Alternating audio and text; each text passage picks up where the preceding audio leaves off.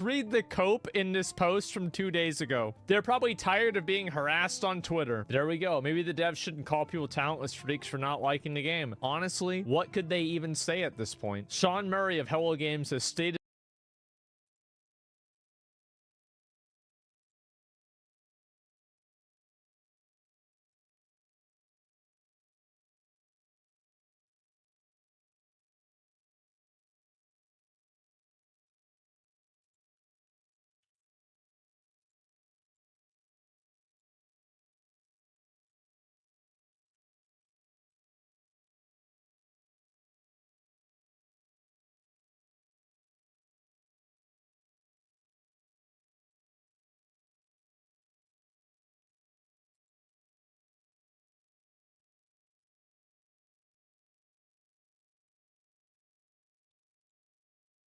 Our client sold this house for $50,000 over the list price. We used our proven all-inclusive team to get this house. So me and my wife have been together for about 12 years. We're not married on paper. We're married by children. We love each other very much. Married by children. Our kids are amazing. It's been very established that we're together forever. Paper don't mean shit to us. Now, to my question. I'm kind of struggling right now because our dynamic is she stays at home and raises the kids, and I go to work. I'm an electrician. I make really, really, really, really good money. Okay. So We got Blake Griffin on the fucking couch, brother. Go look up max contracts. We'll tell you what really, really good money is. I guess I should be an electrician now. Yeah. I retired to become an electrician. Now, the reason that I'm calling is because the last few months, her housely duties have been starting to slip. And her mom died a couple months ago. No, so what? I have been factoring that into the equation. I've been cutting her a lot of slack. Oh, Pause good. this, I'm dude. factoring that into the equation. Months ago. He's like, to be fair, Her mom I died. have been cutting her some slack. I've seen dust on the fucking countertops. I've seen a lot of crumbs on the countertops and some streaks on our glassware. Oh my God, dude. What a fucking piece of shit. All right. Let's see what else he's got. Her mom died a couple months ago, so I have been factoring that into the equation. I've been cutting her a lot of slack because I know that's hard. We all loved her mom very much. lot She's a of great slack. lady. I digress on that. Right. So what I'm trying to get at here is, That's a she's home digression. all day. The 3-year-old, she can be a terror. She can be a menace, my but she's God, pretty dude. cool and manageable sometimes. And then, the 10-month-old is a bundle of love. She just needs to be breastfed every few No, hours. this I guy's understand trolling. That can be taxing, but you gotta understand, man, I'm at work for 11 hours a day. This is crazy. And, when I get home, it's the same as when I left. And then she starts my doing stuff. She's God. like, oh, you're home now? You can help with the kids. Now I can do my house chores that I should have been doing all day, and we're going to have dinner at 9 o'clock. I know you got to be up at 5:30 in the morning, but we're going to bed late every night. This is And so they're crazy. just starting to grind me down. And I'm just struggling because I love her very much. But Do she's a little sensitive. I know how to bring this to her attention without deeply offending her and making her feel like she's a bad mom. This which is she's not fucking at all. insane. So hopefully your guest has kids, but if not, Oh, maybe yeah, you that's guys can the still issue, shed dude. some light. I can't understand this because I don't have kids. I It's not the fact that you're a fucking I guess I'll lunatic. take this one. Yeah. Have you tried, picking up dinner on your way home? How about basic empathy? Her mom just died. She's got a toddler and a 10-month-old who's breastfeeding off her, who's literally sucking the life force out of her. Dude, this is fucking nuts that you're saying this shit. This has got to be it. He's got to be trolling a little, but he might not be, dude. Yeah, maybe. Okay, this is crazy. 10-month-old in and of itself is enough to be like, Yeah. you get a year to fuck it. Like we have a friend she had a kid and he's like almost 2 now, not even a year and a half, whatever. But it's like that shit fucking takes it out of, especially the mom, dude. Dude, The okay, baby's let's clean. think about this. She had the kid 10 months ago. She probably, postpartum's a real thing. Her mom dies. Mom dies. And who knows what, like, the lead up was. Was she sick? Yeah, was it sudden? Either way, there's a lot of fucked up shit going on. He's like, here. well, we all loved her. We all loved her. She was a great lady. Anyway, the point is... Can you tell this bitch to start cleaning the goddamn house? Do you know out there making such good money? I'm making really good money. Get a maid. Yeah, dude. Literally, get a fucking housekeeper. And you're like, dude, I'm working 11 hours a day putting wires, connecting big different bulbs to different wires all fucking day. I just don't. You can't brag about having making really. It was 3 reallys. 3 reallys, bro. Really good money. 3 reallys. And then complain about your wife not cleaning. Get a maid. Get a maid. I think you Child a care. maid like 2 days a week would maybe cost you like. Yeah. I don't know. Blake hasn't done a chore in fucking 10 years. He has no idea. He has dinner. He throws the plates on the ground. A small El Salvadorian woman comes up. I'm sorry, Mr. Blake. I'll be faster next time. So he has no concept of what that costs. You're talking to somebody who makes some money. Not quite your money. Yeah. But get a maid. He's like, maid 2 times a week that live at your house. They never leave. It won't even cost that much, dude. That's probably one day of work. That much. What did it cost? $50,000 a day? Who cares? Yeah, I mean, dude, there's always gonna be lights to fix. Yeah. Why don't you do what I do? Fucking sell some vitamin water. They'll pay you a couple $1 million. Go jump over a fucking Kia. Get $10 million out of it. Dude, this is such an easy. It's so funny. this guy's like, hopefully your guest has kids. I couldn't relate to him less. I have kids. Yeah. Dude, I mean, what are we doing, man? Yeah, like maybe. Go train. Yeah. Go put your name in for the draft. Get drafted number 1. Go play for 14 years. I promise you. At that point, you're probably going to leave her, to be honest. Yeah, gosh, I don't know. Yeah, dude, just stop being a piece of shit. Your wife is up against so much right now, or not even. That's the thing is with this guy. Oh, that's fucking great. He's just hinting at not wanting. There's just like little breadcrumbs of him. This is the beginning to the end. Yeah, just like. Well, I hope she's not listening. Yeah. Maybe she is. If she is, like, this guy's a fucking dickhead. But, like, look, this is a tough time. And, yeah, if you make that much money, how about you fucking help her out a little bit? Because, yes, I'm not saying you're not working hard, but... Well, we're not married. She's fucking doing, like, 3 jobs right now. Like, you guys aren't equal right now. Her share is larger than your share right now. Even though it feels like you're bringing home the money... Toddler and 10-month-old is so brutal to have to fucking put up with all day, every day. Where it's like, dude, try. What's up, zombie? Literally, I would love for you to give 1 day of doing that, of trying to just like feed those kids, like switch it up. Well, who's gonna make really good money? Yeah, you're right. They're so fucking. His hands are tied.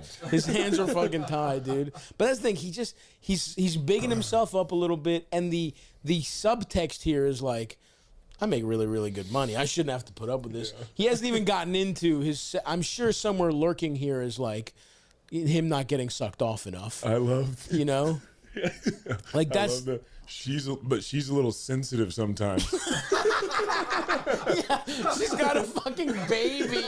She's got 2 babies, and her mom died months ago. He didn't say this year. He said a couple months ago. And by the way, it was probably less than a couple months. Yeah. If it was 2 months, he would have been like, our mom died like half a year ago. Yeah. If he says a couple, it was probably 6 weeks ago. Yeah. They just left the fucking viewing. Yeah, dude, you're being a piece of shit here. We get home from her mom's funeral, and the house is filthy. There's tears everywhere. She got tears on my new driver. You can't get salt on a fucking driver; it'll rust. You fucking bitch.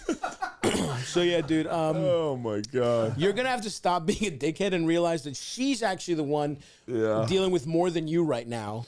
And that just because you make the money, when you enter a partnership like this, which even though you're not married, we're going to take you at face value and say that you are committed to this woman. the money is just, look, you agreed to this, right? You agreed to being like that's the thing about a family. It's not capitalism. You don't get to buy more control because you have more money. A family is fucking communism, and it's each to what they can do. You need to support her because she is biting off way more than one person should chew right now between raising 2 kids full time and being like a fucking, home, housemaker, whatever the fuck.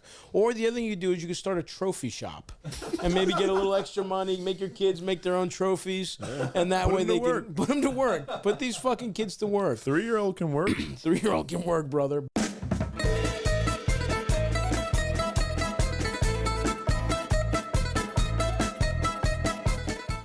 Real quick, so my cousin, he's like 6 years older than me. I'm in my late 20s. He's got a wife. He's got 3 kids. Everything seems to be going well for him. But just recently, his wife called me and wanted to ask if she thought he was cheating on her. I fucked that up. But called to ask, and I asked him, and he kind of gave me a vague response. Yes. And I don't, I genuinely am conflicted and don't know what to say to her, because if I find out he is, do I want to be that guy and get the messenger who gets shot? Because I love my nieces and nephews, like my little cousins. I mean, I got brothers, but I don't know. I feel conflicted, and I thought I'd ask you if you were to find out, let's say one of your brothers was cheating on his girlfriend, would you end up telling him? Or would you end up telling her if you found out? Because I want to tell her, but I also don't want to, I don't want to be the person to break up a relationship. I got a big family. So yeah. Thanks, Stop. Take it easy. I don't know. This is maybe when I revert back to villager brain here as a first-generation immigrant. You never go against the family. There is no way I'm snitching on my brother. First of all, my brothers would never cheat, but they really wouldn't. That's not even like me setting them up for safety in the future. You should ask my brothers this question. That's actually a much more interesting moral dilemma, but I can't see a world where I snitch on those closest to me. Even we've talked about this with obviously with my I shouldn't be on the record with some of this stuff actually, but no, don't. I wonder what I wish you'd said what the vague. The response vague thing was. is awesome. A vague response. He calls him like, "Hey, you cheating?" Yeah. His cousin. I mean, dude, cheating is. What is cheating? What's cheating when it comes down to it? I love my family. I'm here for my kids, and I'm dedicated to this family. That's awesome, and good for him, by the way, for not. Here's the thing. Your brother did you. Your brother's a fucking good guy. Cousin. Because is it his cousin? Yeah, cousin. Cousin. It's his cousin. Still, cousin. 6 years older. He seems close enough. Mm-hmm. My cousin would definitely cheat on his fucking wife, but he's not married. He's just a 40-year-old fucking lunatic in Greece that's just been getting pussy his whole life, has no plans. He's currently in a production of Shrek the Musical in Greece. Yeah, that's incredible. He's Where the man. in Greece? In Athens, dude. Yeah. Awesome. Dude, if you're ever there, I can get you some tickets, bro. I actually might be going this summer. Dude, my cousin would be like, what? Because he's a big sports fan. He'd be like, Blake Griffin wants to come see me play Puss in Boots and Shrek the front Musical.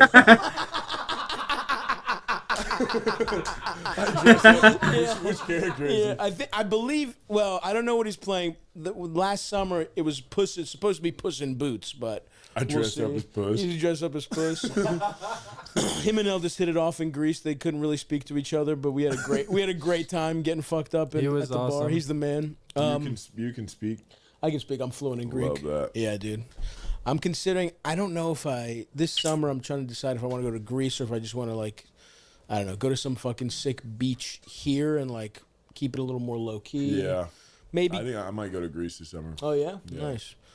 What? Anyways, Yeah. Probably, Yeah, so we'll get you some tickets to Shrek, and but yeah, dude, I don't know. Sorry. Anyways, back to- Well, now, Blake, you've never experienced any, as an NBA player, you don't know anything about covering for those close to you when they're cheating on their wives or girlfriends. Yeah, I so gotta be honest. certainly you can't. on this one, I'm kind of out. I don't really have any experience on this one. Yeah, no. Also, my cousins are great guys.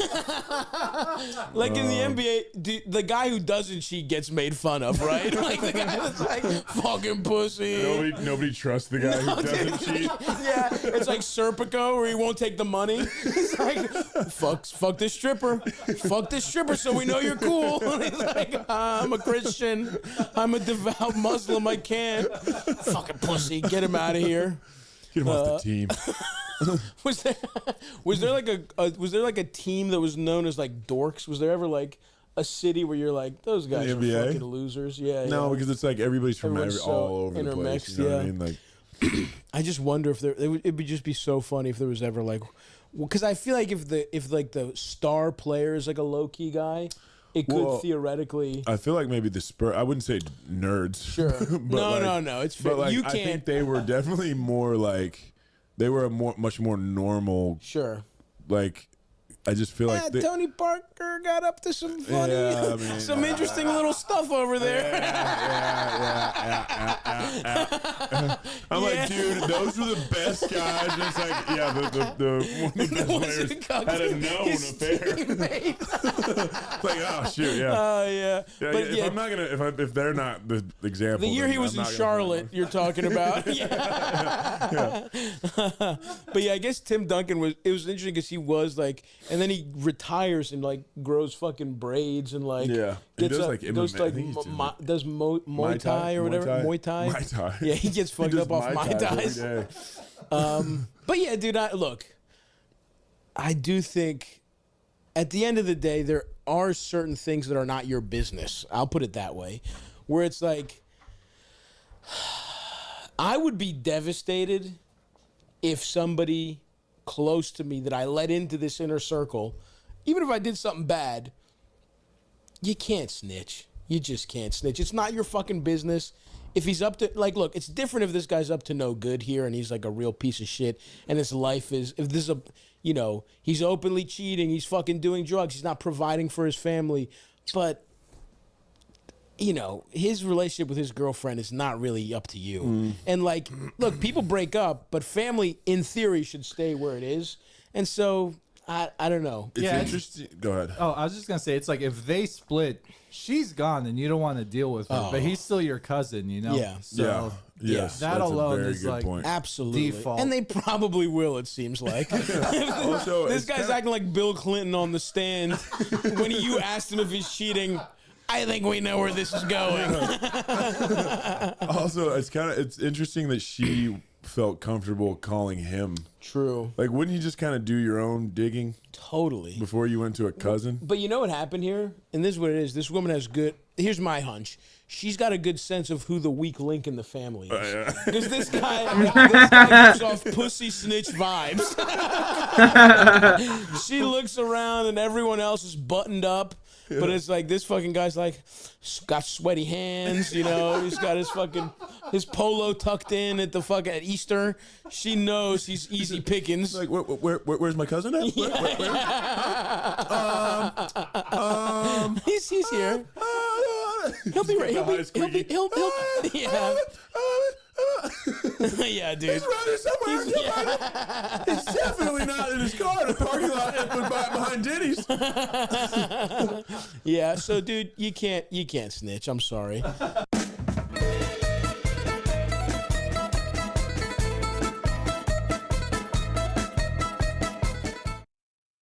What else we got, little LD? I'm gonna do our first ever two-parter call. Okay. That takes up 2 voicemails. Okay, you're on thin ice. I hope this pays off. This could be dicey. That means we're guaranteed at least 4 minutes of a call. Is that correct? That's right. 3 minutes? That's part 1. So, Wow. Eldest, let's give him. Listen, give him the rope to hang Like the himself fucking with. Lord of the Rings of calls. Let's do this. All right. This better be good. Hey, Stabby, long time, first time here. So I got a very sticky situation on my hand. About 17 years ago, I was in the Army, stationed in Fort Carson, Colorado. If you don't know, it's in Colorado Springs, Colorado, which isn't the best area. And one night, hooked up with a chick, didn't use any protection, fully busted inside, I will admit. I was a young, stupid man. Damn, dude. Come to find out a couple months later, she's pregnant. Pause it. Dude, the full bust inside a stranger? No. That's like a girl I've been dating who's like showed me her birth control. I'm nervous to bust inside. Yeah. You bust inside some lady you're fresh off the barracks, dude. You couldn't have thrown it on her back, brother. Jesus Christ. That's insane to treat yourself to a full cream pie with a stranger. What was it, your birthday? All right. I mean, I just don't. I met a guy. I had a friend. I had this friend of mine. So like, it's a crazy situation. He was supposed. Listen to this. He was supposed to sublet a room for 1 month. That month was March 2020. So instead of subletting for 1 month, I just lived with a pretty much stranger during the pandemic for 2 years. But anyway, got to know him. He's a good guy. He would just nut inside every woman he fucked. And I was like, what are you talking about? It drove me crazy, dude. He was like, yeah, I just do. I was like, what? Those are my favorite ones. The ones who just say it casually. Yeah. The ones who are like, oh yeah, I come in everything. I'm like, yeah, you're not supposed to do that. You never learned that? What do you mean you come inside every woman you fuck? That's insane, dude. You not realize? I can't, but people like that exist. So anyway, go ahead. Let's get to the rest of this. She didn't want to go through the process to find out who the father was because she fucked around with like 5 dudes in the barracks. And bad for morale. She didn't want to waste all the money of the U.S. turns on each other and getting our parental tests done. So years went by, and I kind of always kept up with her just in case, it was my kid. That's crazy. This is insane. Unfortunately, I, through just stalking her Facebook over the past couple months, found out she's dying of lung cancer. So what? Here's the issue. Holy shit. She's dying of lung cancer, and from what I can see, this kid really doesn't have anybody. Oh my God. I'm fairly certain it's mine. What? Because there's I was the only white guy she fucked. Anyway, sorry. Distinct feature the kid has. When I was a child, I had flaming red hair. So does this kid. This is like science from the 1400s. Flaming just like mine as a kid. And I looked up. Well, when I look at the moon, my eyes glimmer in the same way his eyes glimmer. Anyway, sorry. Holy shit, Stabby, you were right. Keep going. Flaming just like mine as a kid. And I looked up the 4 other dudes from the Army. One of them's black. 2 of them are Latino, and the other white guy diverse. had I black know, this girl's hair. not racist. So my question is, do I message this girl? Do I get involved? I'm in a very good spot right now. Doesn't sound like it. I'm a technician. I've been doing this for years. I'm in a good spot right now. I've been stalking one woman I nutted inside for the last 11 years. I haven't really tried to work on a relationship with anybody else. Anyway, this is insane. Keep going. But I'm also getting married in September. Oh my God. My fiance knows nothing about this. What? So I feel like dropping all of this on her would be fucking huge. Do it at the wedding, dude. Do I message her? Do I get involved? Do I just...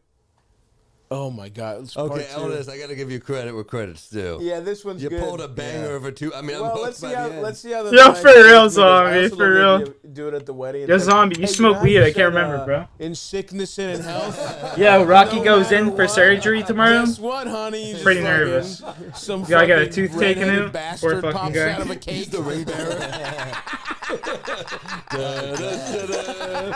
Who the fuck is that? Hell yeah, you smoke? All right, tokes up, bud. Sorry.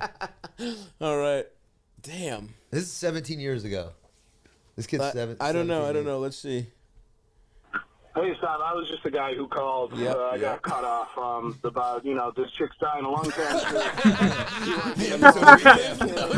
Previously on this voicemail. Sure, it's mine. My fiance knows nothing about this. We've talked. We never want kids. Oh my God. We have dogs and cats. Almost what a do I kid. do? Do I get involved? Do I just let the situation go? I mean, this was 17, 18 years ago. Oh. I just don't know. Do I message her, say, hey, maybe I'm your kid's dad, but, she has terminal lung cancer. I don't really know the time frame, just stalking her Facebook. I'm not friends with her, so I only get limited information from this. What? What do you think, Stop? Do I do it? I mean, do you've I nutted not? inside, right? I think it's time to send a Do I friend just request. Holy fuck. My life is different now. I'm not getting involved in this, but I mean, pretty sure this redheaded stepchild is mine. So Holy do I fuck. step up? Do I take care of him? Do I even message anybody? I don't know what to do. This is Big insane fan. that you called Love me. everything This is you crazy. do. Have a good one, man. Yeah, I mean, talk to a Hope you give therapist me too, some please, advice. for fuck's sake. This is incredible. I mean, It's insane. This in is my opinion, crazy. you gotta fucking do something. You gotta reach. I would reach out But to the she hasn't mother. reached out to him though, I which is also know. interesting. I know, but he is the father. I you don't don't know that. man. Now you're Yeah. now you're engaging in like She banged you know, 5 guys that he that says he she knows of. Yeah, exactly. Who's to That's say there weird. wasn't a fucking traveling Irish step dance team coming through town, Yeah. coming through Fort Collins, dun dun dun dun dun dun dun dun dun dun dun dun dun dun. I mean, she really did a United Nations thing with her badge. I mean, that's He has pretty limited crazy. information too. Yeah. She could have a guy. Like she could have remarried in that time too, and that Well, guy could he could have a stepfather. But the timing lines up. I guess the timing But lines she's up. not trying to find him. That is true. I And he kind hasn't of brought this up until now. Like it's not like this lady reached out to him and was like, I think you're this kid's dad, or even this kid reached out to him. He only knows about it because he's looking at it. It is through hilarious if he's Facebook. not the dad, and he's just like, I'm just the guy who came in your mom 17 years ago. He takes a DNA test. This kid gets his hopes up in the middle of like the most traumatic thing ever. He's like, oh. Not me. Well, I have to go get married. or he tells his wife, and it's like, And it he ruins finds out everything. it's not- That's the yeah. thing. And it's not him and his kid. him and his fiance have planned a life where they don't want kids. Imagine you're this guy's fiance. Yeah. And the fucking 2 months before your wedding, this guy, who, by the way, hasn't told you anything about this. Yeah. And is having like a sense of, and you're right, we don't know And what's he's going personally on. reaching out. Nobody else reached out. He would, true. but But he he's would be like, clearly "Hi." eating him up inside. You don't get a 4-minute voicemail without. I don't know, He man. needs to. I say just forget it because it's like if she's not. What if it's reaching your out- kid though?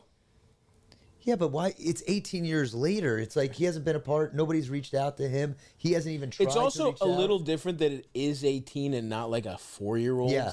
Like when it was 18, not that it's good either way, right? But it's like this motherfucker's about to go to college. Like, does he want some guy in his life? And then it's like, I mean, unless what you're doing is, I don't know, giving him some money for college, like maybe something like that. But if these people haven't reached out to you at all, you also don't know what his support system is, right? Yeah. Like, yeah, his mom's unfortunately dying, and that is tragic, but does she have siblings, other family? Does she have a stepdad? Does he have people that he's close to? I'm not saying this is good, but also this idea that this guy is uninvited going to barge into these people's lives during an incredibly difficult, traumatic time where it's like, I'm with you. does she want, and who knows, maybe this woman's fucking gotten religious. Do you think she wants to know about she wants to be reminded of the time she was just fucking letting it loose on the barracks? Yeah. You know what I'm saying? I don't know. It's just, he's also, it's weird for him to have kept tabs but not reached out, and like, she says it's 18 years ago, so it's like,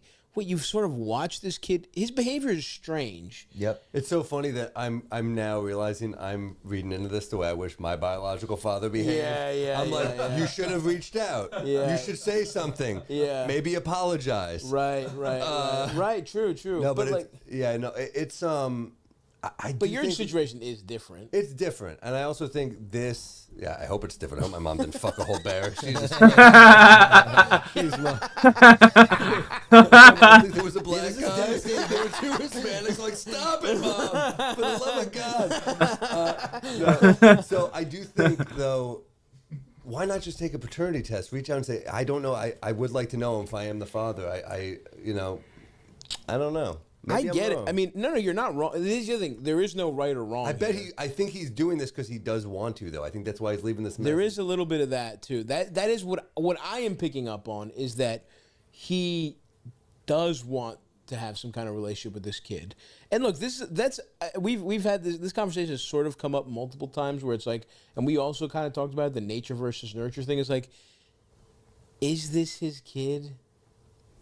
I don't think it really is. You know what I mean? Like, in terms of, he wasn't there for this kid, and like, now it took like a tragedy for him to like if this woman doesn't get cancer, right? Yeah, does he ever give a fuck? You know what I mean? Like, that's fair. And so, and again, I'm not saying that these are bad, but I also would just say, like, it's a crazy thing to drop this on.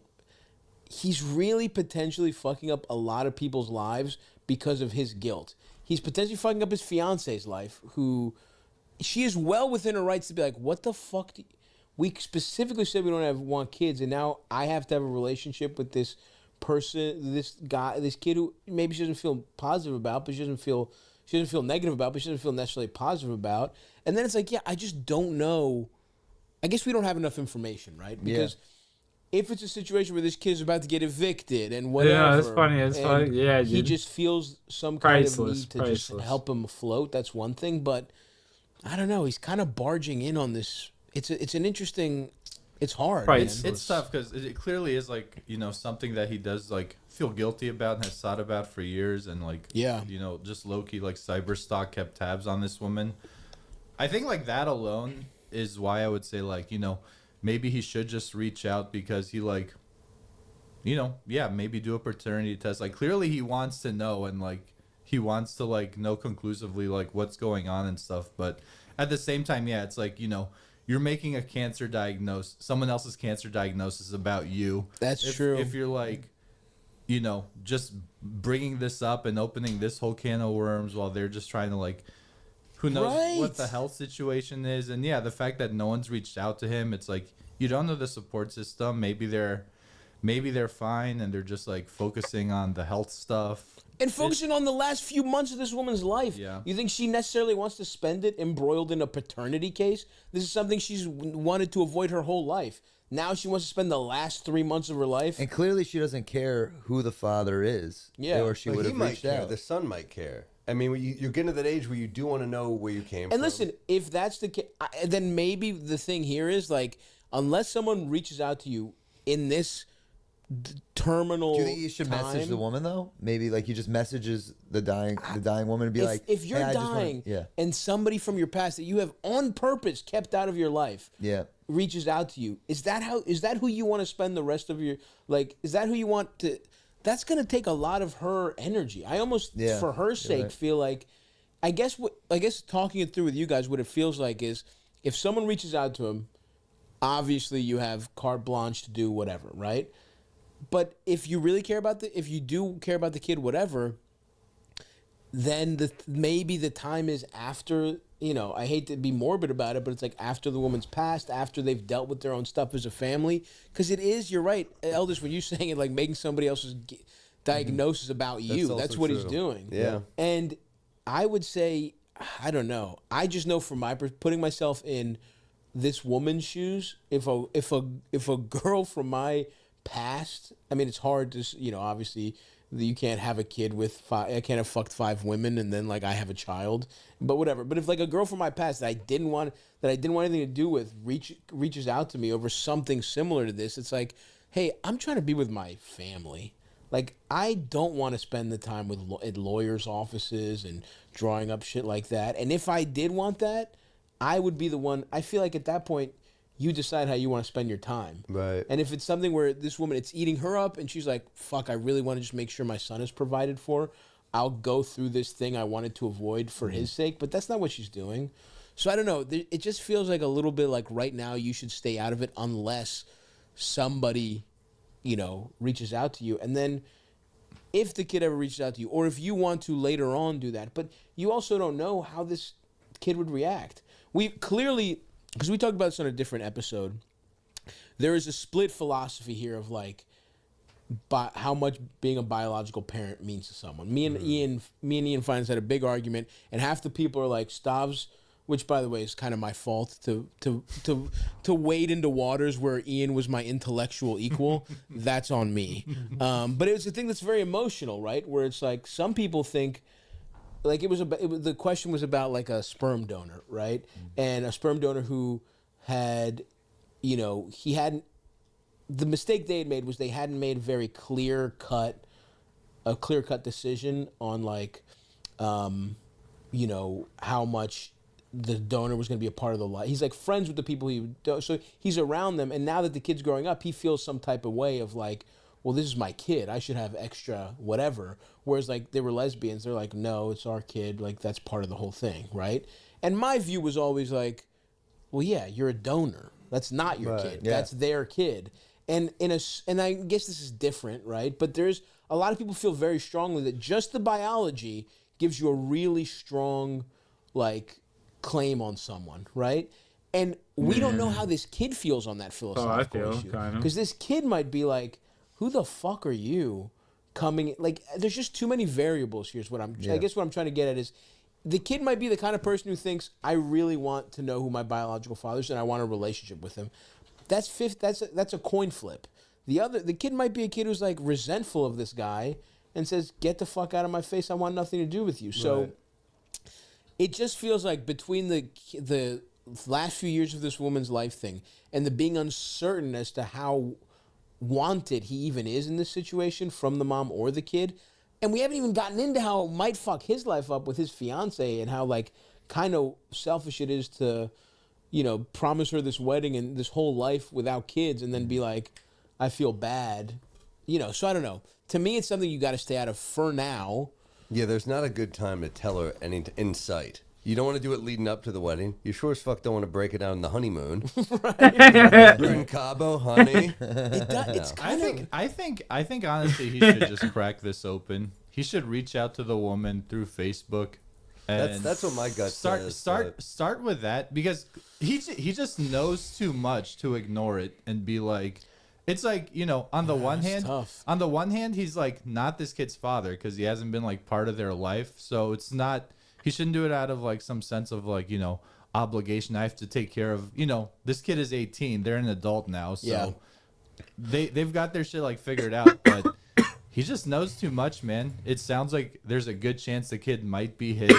1 in 6. He knows the mom's dying or whatever, and like, you know, 1 in 6. Yeah, there just is like no good time to say it, but it will like eat at him if he doesn't.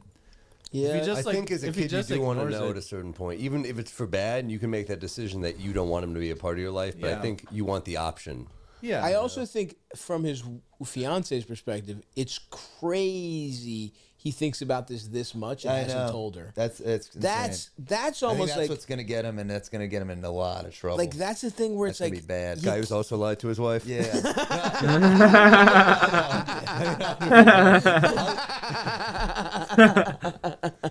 Buddy, don't do it. No, I mean, I see where you're. Sorry to cut you off. Do you have more, Gary? No, I was just gonna say that I also have a redhead, so I'm like, this guy might be the father. Yeah. Whoa, did this guy fuck your wife, Gary? Yeah, dude. I mean, I get what you're both saying, and you obviously having the perspective of not growing up with your biological father, Sam, is you know, interesting for sure. I think the crazy thing is, like, there's just a lot of the not tell.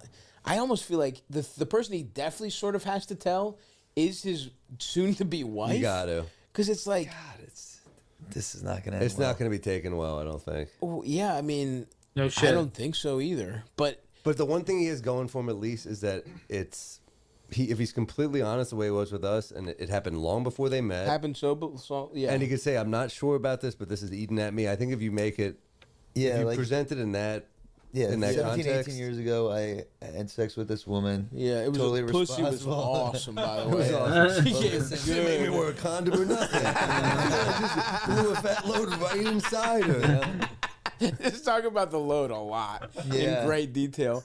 I think, I mean, just let it, I guess tell her. This and is then tough. reach We're out. literally split down the middle Yeah. of these two say reach out, and we're like, I don't know. So, you know what?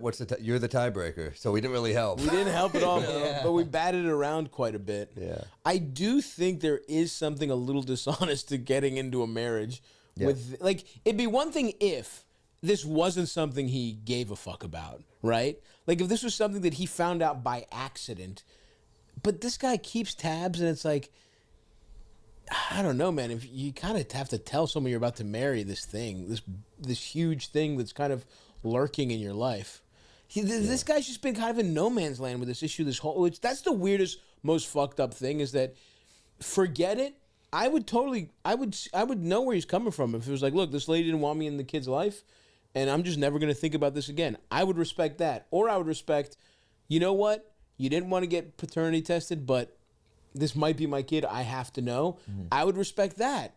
What he's done, I actually really don't respect. I hate to say it because I know he's in a tough thing, but it's like, if you're out, why are you keeping tabs like this? And now that you know this thing, it's just he's kind of handled it the worst way, to be honest. It's tough. But it is. You know. He can't live on this situation on like borrowed time anymore because I feel like he just needs to like really do the scary thing and tell his fiance. I think it starts with your fiance. Starts with the fiance and it ends with one more load in the dying one. He's like, hey, she's dying. I'm going for the road.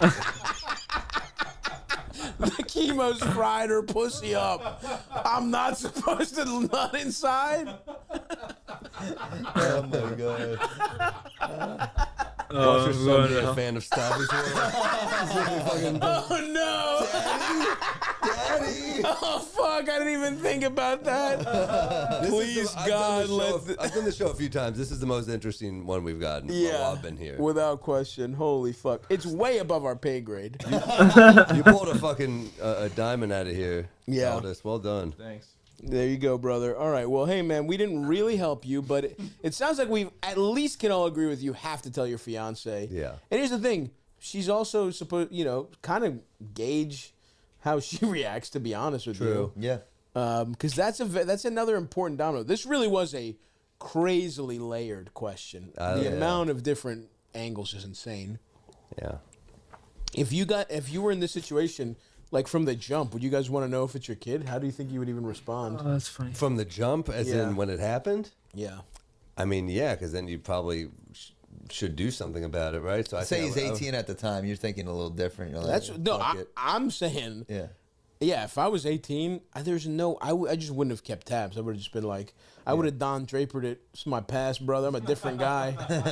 Truly, I just know I would have, which, maybe I'm a bad guy, but that is how This lady didn't want me, it's like, well, thank you for the get out of jail free card. And then I'm just living my life, but I'm Stabby, baby. Dick Whitman? Yeah, it's tough, man. Yeah. If this is actually you right now, it's tough.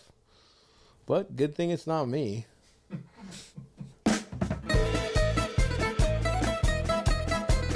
Good thing it's not me, he says. I like that.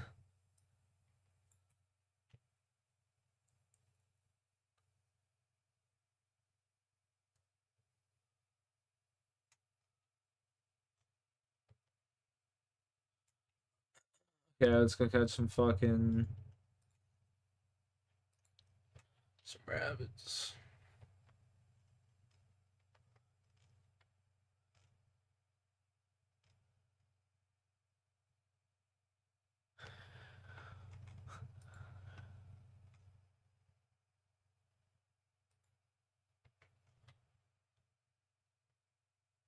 It's funny and fucked at the same time. Oh yeah. Stavi is the goat.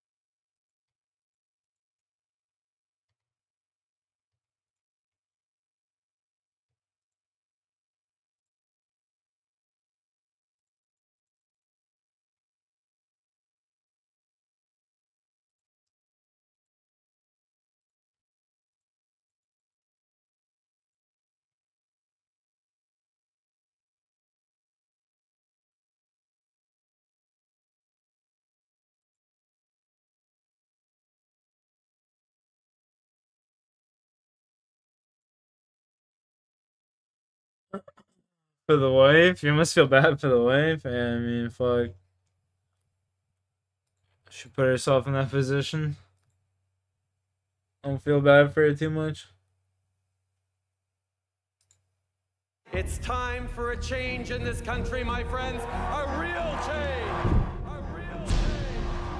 A real change. A real. It's time for a change in this country, my friends. A real change. Hey Meta, take a photo. You remind me so much of people that I grew up with in Highlandtown. It's so funny. I love your show.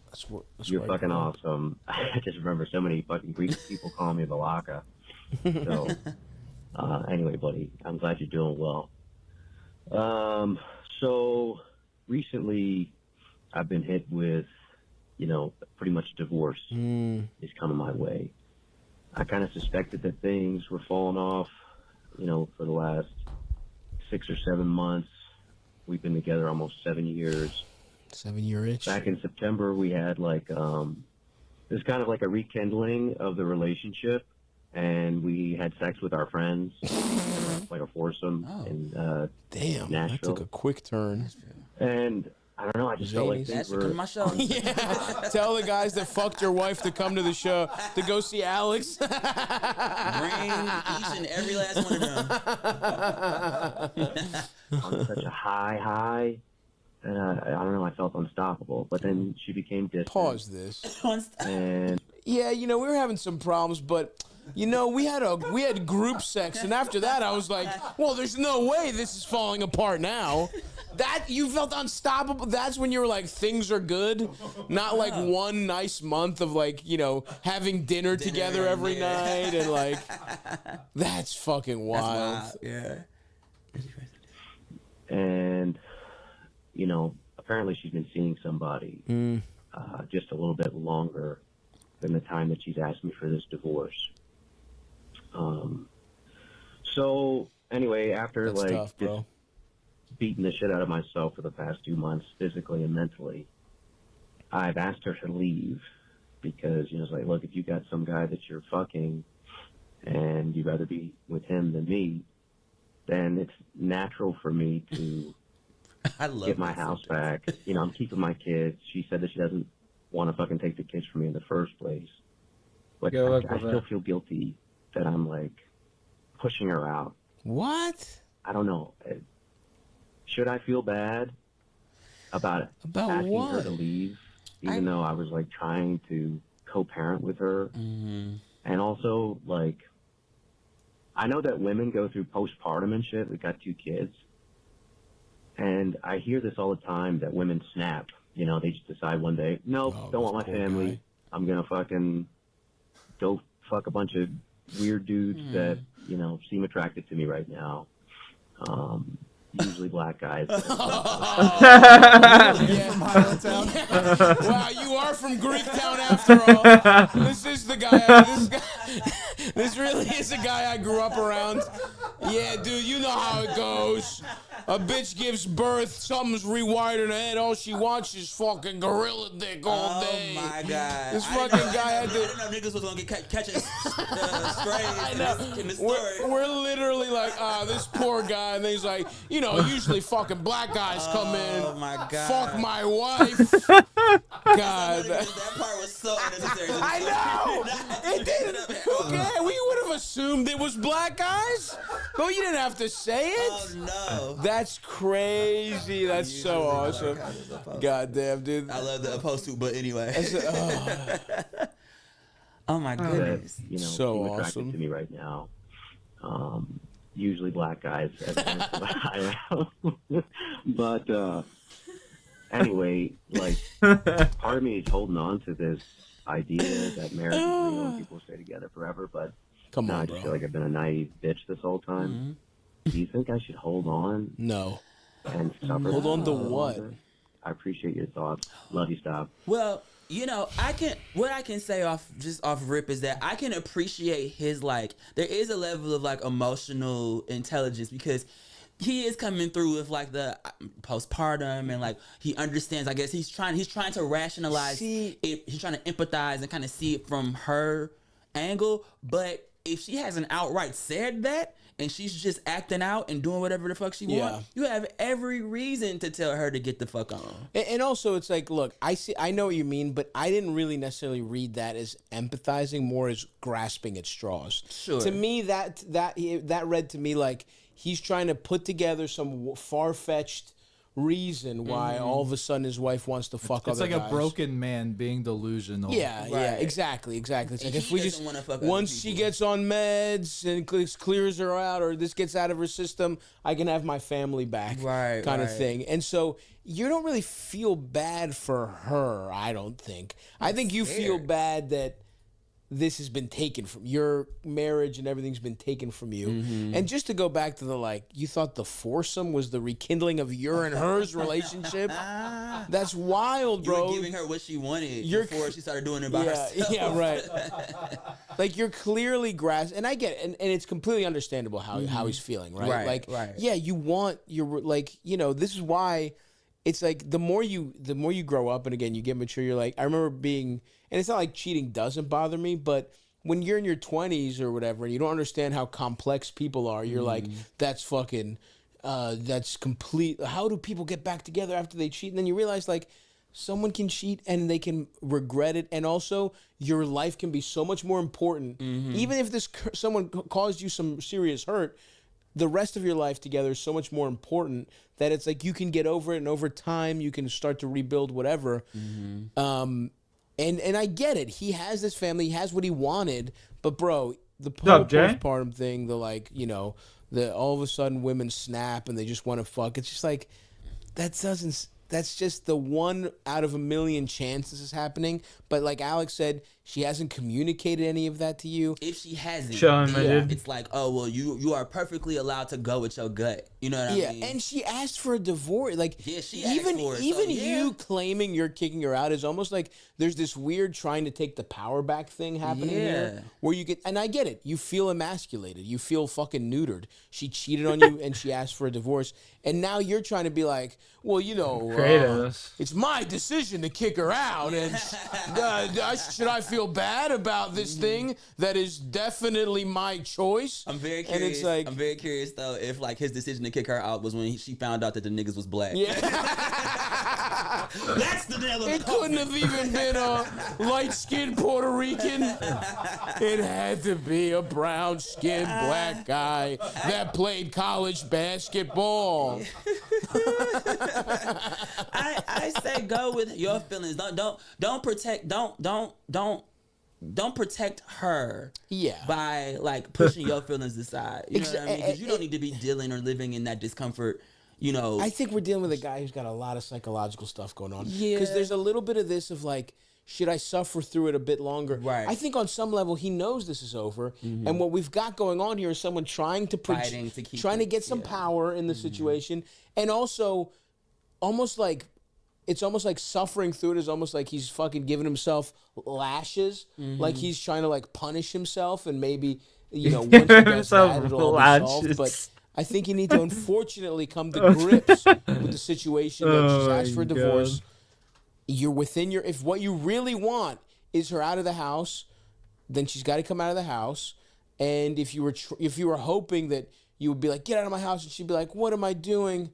I'll get our family. I can't do that. Then we lose our family. Like, didn't happen. She's like, all right.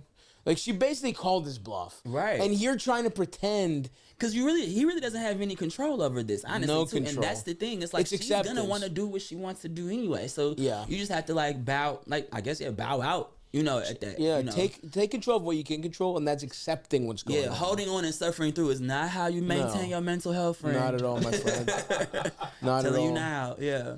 Yeah, so, maybe skip the NBA playoffs this year.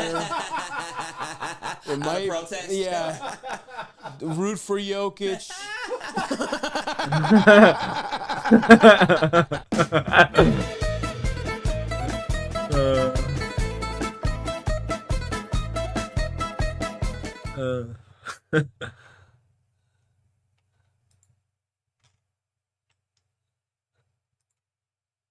What makes Special K Vanilla Almond so special? The 12 vitamins and minerals? What about the real almonds or that sweet vanilla? Classic. Let me get this little bastard over here. How many have we got now? Check. Wanna wait.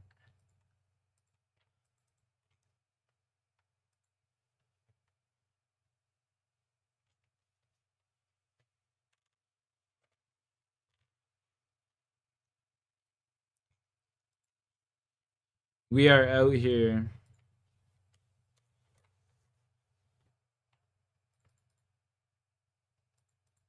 Suck up some gas.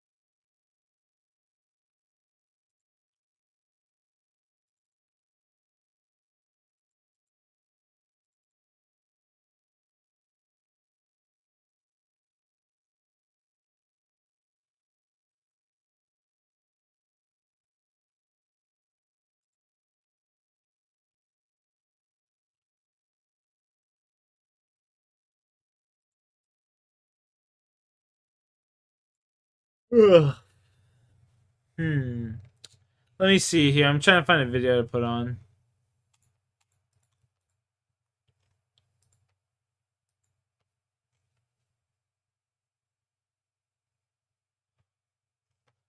They're pretty easy.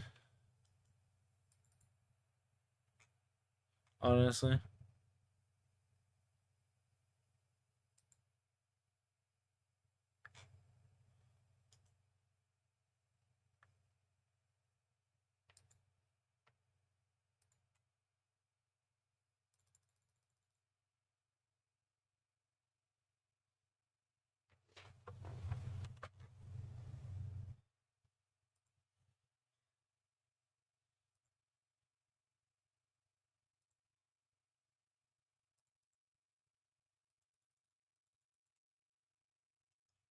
Yeah, break one's way more challenging. I did it with Jar Too Easy and Face of Death before.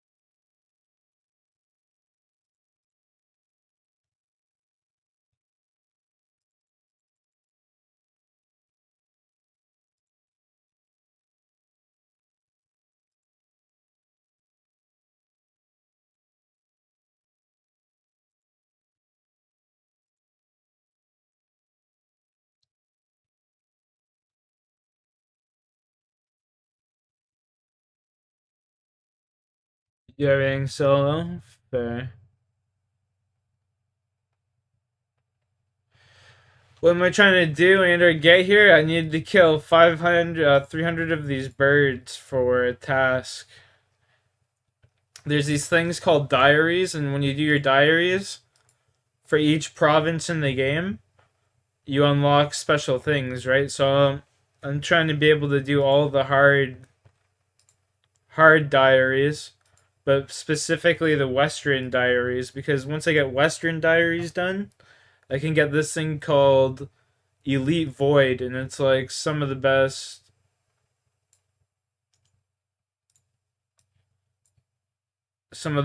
ranged gear in the game.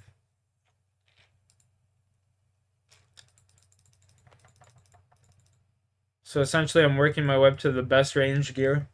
Some of the best ranged gear in the game. I only need...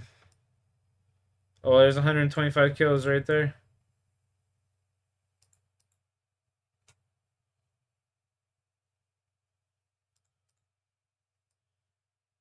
$125, so 175 kills to go, bud. Yeah, that's fair. That's fair.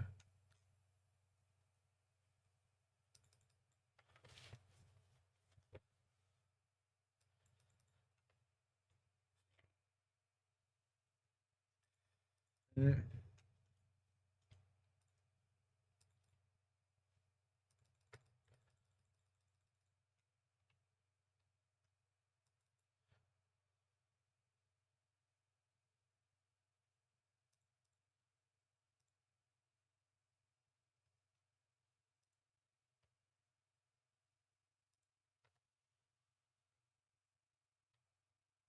Yeah, that's pretty crazy, actually. Oh, that is pretty crazy. Game was massive. Yeah, wow, it was a huge game. So is RuneScape, to be honest with you. It's a pretty big game. May look small, but big.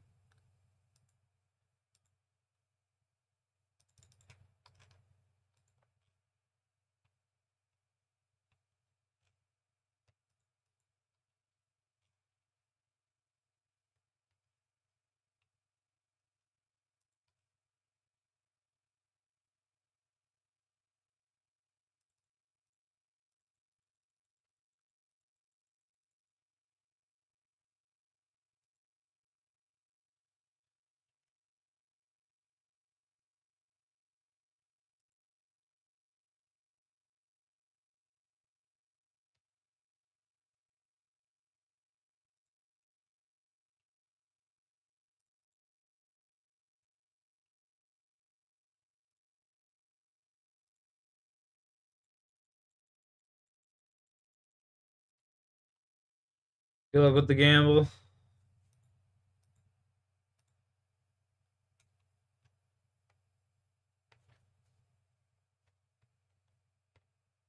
RuneScape is huge. RuneScape's pretty big.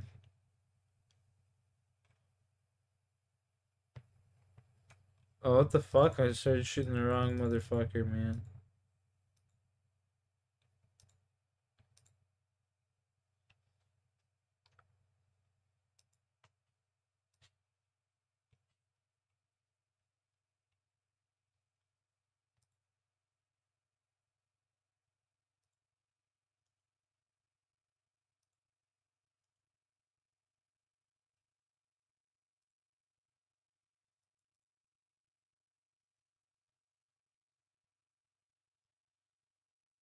Sorry, Rocky baby. I can't give you no treats or nothing, man. My dog gets surgery tomorrow, boys. Rocky's going in for a surgery on his teeth. So gotta get a tooth, at least one tooth taken out.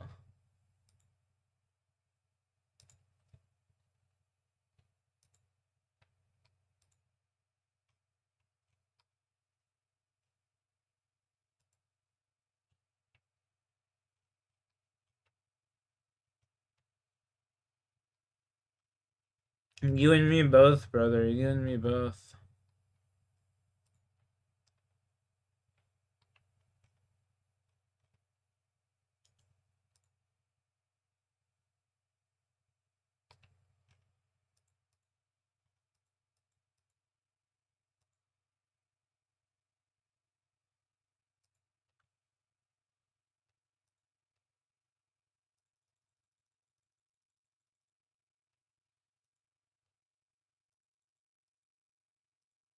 Well.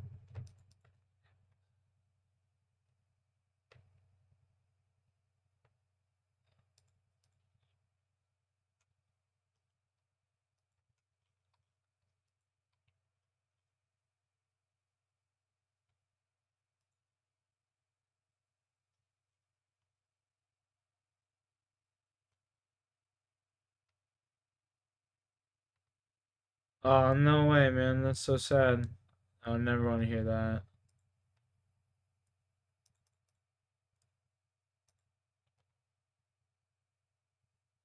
Never want to hear that, zombie.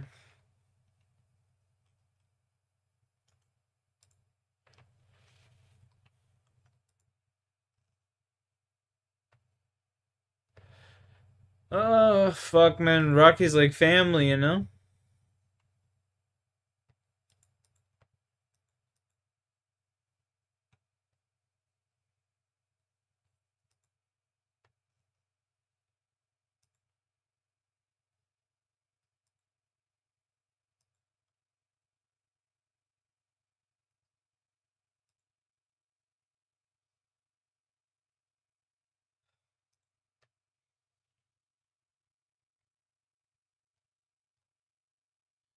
Yeah, I mean, there's not much you can do at that point. Yeah, like prostate cancer. Not much you can do.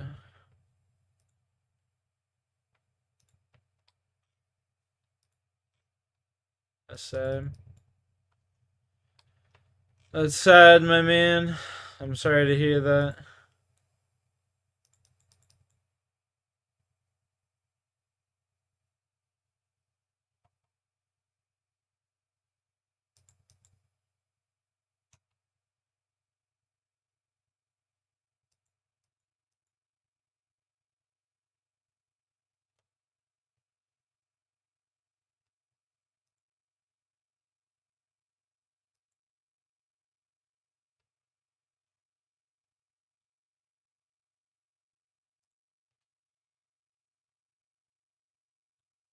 We want him to live like that? Exactly. I hear you.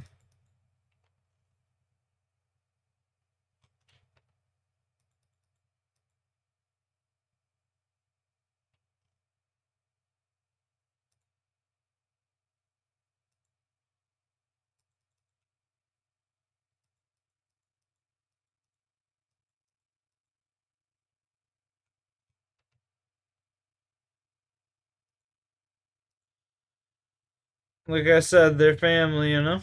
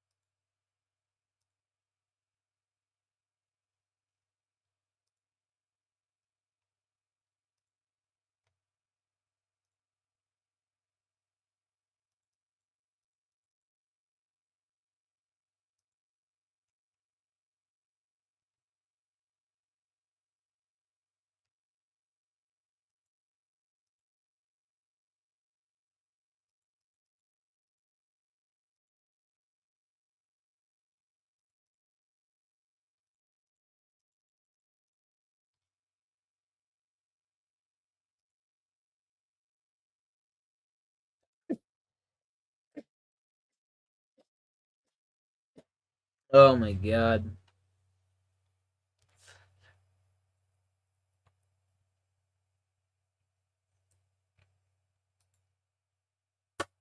Definitely is living the life somewhere else, man.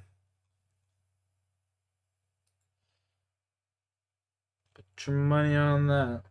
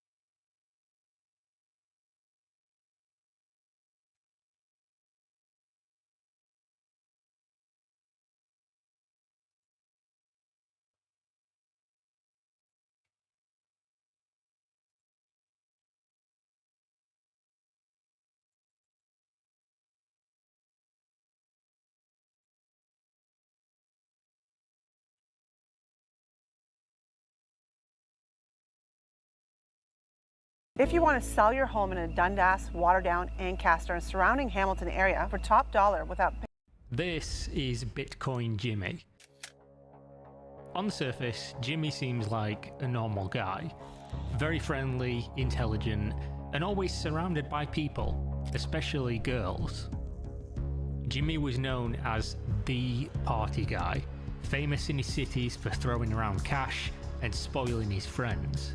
Incredibly generous, a real nice guy, and clearly looking to be accepted, to have friends and companionship in life. Jimmy was obviously lonely and was trying to buy friendship, which worked out, at least for a little while. Unfortunately for Jimmy, this lifestyle was very costly. The money wasn't so much of an issue, he happily paid that. But eventually it cost him more. It cost him everything, including his freedom. You see, Jimmy wasn't just a nerdy guy who mined a few Bitcoin in 2009 like he told people. When they inevitably asked, "How have you got so much money?" Jimmy was actually one of the most wanted hackers on the planet. Bitcoin Jimmy had made a ridiculous sum of money stealing from the world's most illegal website, the Silk Road Darknet Marketplace. Over 50,000 Bitcoin had been sitting in Jimmy's possession since 2012, growing in value year on year, while the US government watched before their very eyes. From the initial few $1,000s that it was worth to $3.4 billion, an insane sum of money that Jimmy couldn't touch. For almost a decade, Jimmy instead tried to live his best life, to bridge the chasm of loneliness in his heart, but one day, it all inevitably came crashing down. The best life was getting too expensive, and he needed to dip into the stolen Bitcoin. But then, a single mistake, a moment of hubris, and the high life was all over. Police at the door, floors ripped up, Bitcoin seized, and ultimately prison. But the story's even crazier than it sounds. So first, let's go back to the very start. Eating some BBQ chicken baked, yum. Born in Shanghai, China, but raised in the United States, James Jimmy Zong had it rough, even rougher than many immigrant children do. His father struggled to find work, his mother worked too much, taxing, insane long nursing shifts, and Jimmy himself was mercilessly bullied at school. He was called fat, he was called ugly, he was harassed, physically humiliated, and ultimately had nowhere to turn except for the internet. Like many before him and many after, introverted, shy kids, Jimmy found solace in being a nameless, faceless entity on the World Wide Web. He could be anybody, or nobody, judged by what he could do and what he said instead of how he looked. With this being the case, he put his mind to learning, to bring value to what was now his new home, and within a few short years, he'd become a proficient coder. While that portion of his life was going great, unfortunately, everything else continued to shape Jimmy in ways that would lead him down a dark path, one way or another. His parents had now divorced and left him with even less attention than before. No one really seemed to care about him or what he was doing, even when he graduated from high school and earned a scholarship at the Georgia University.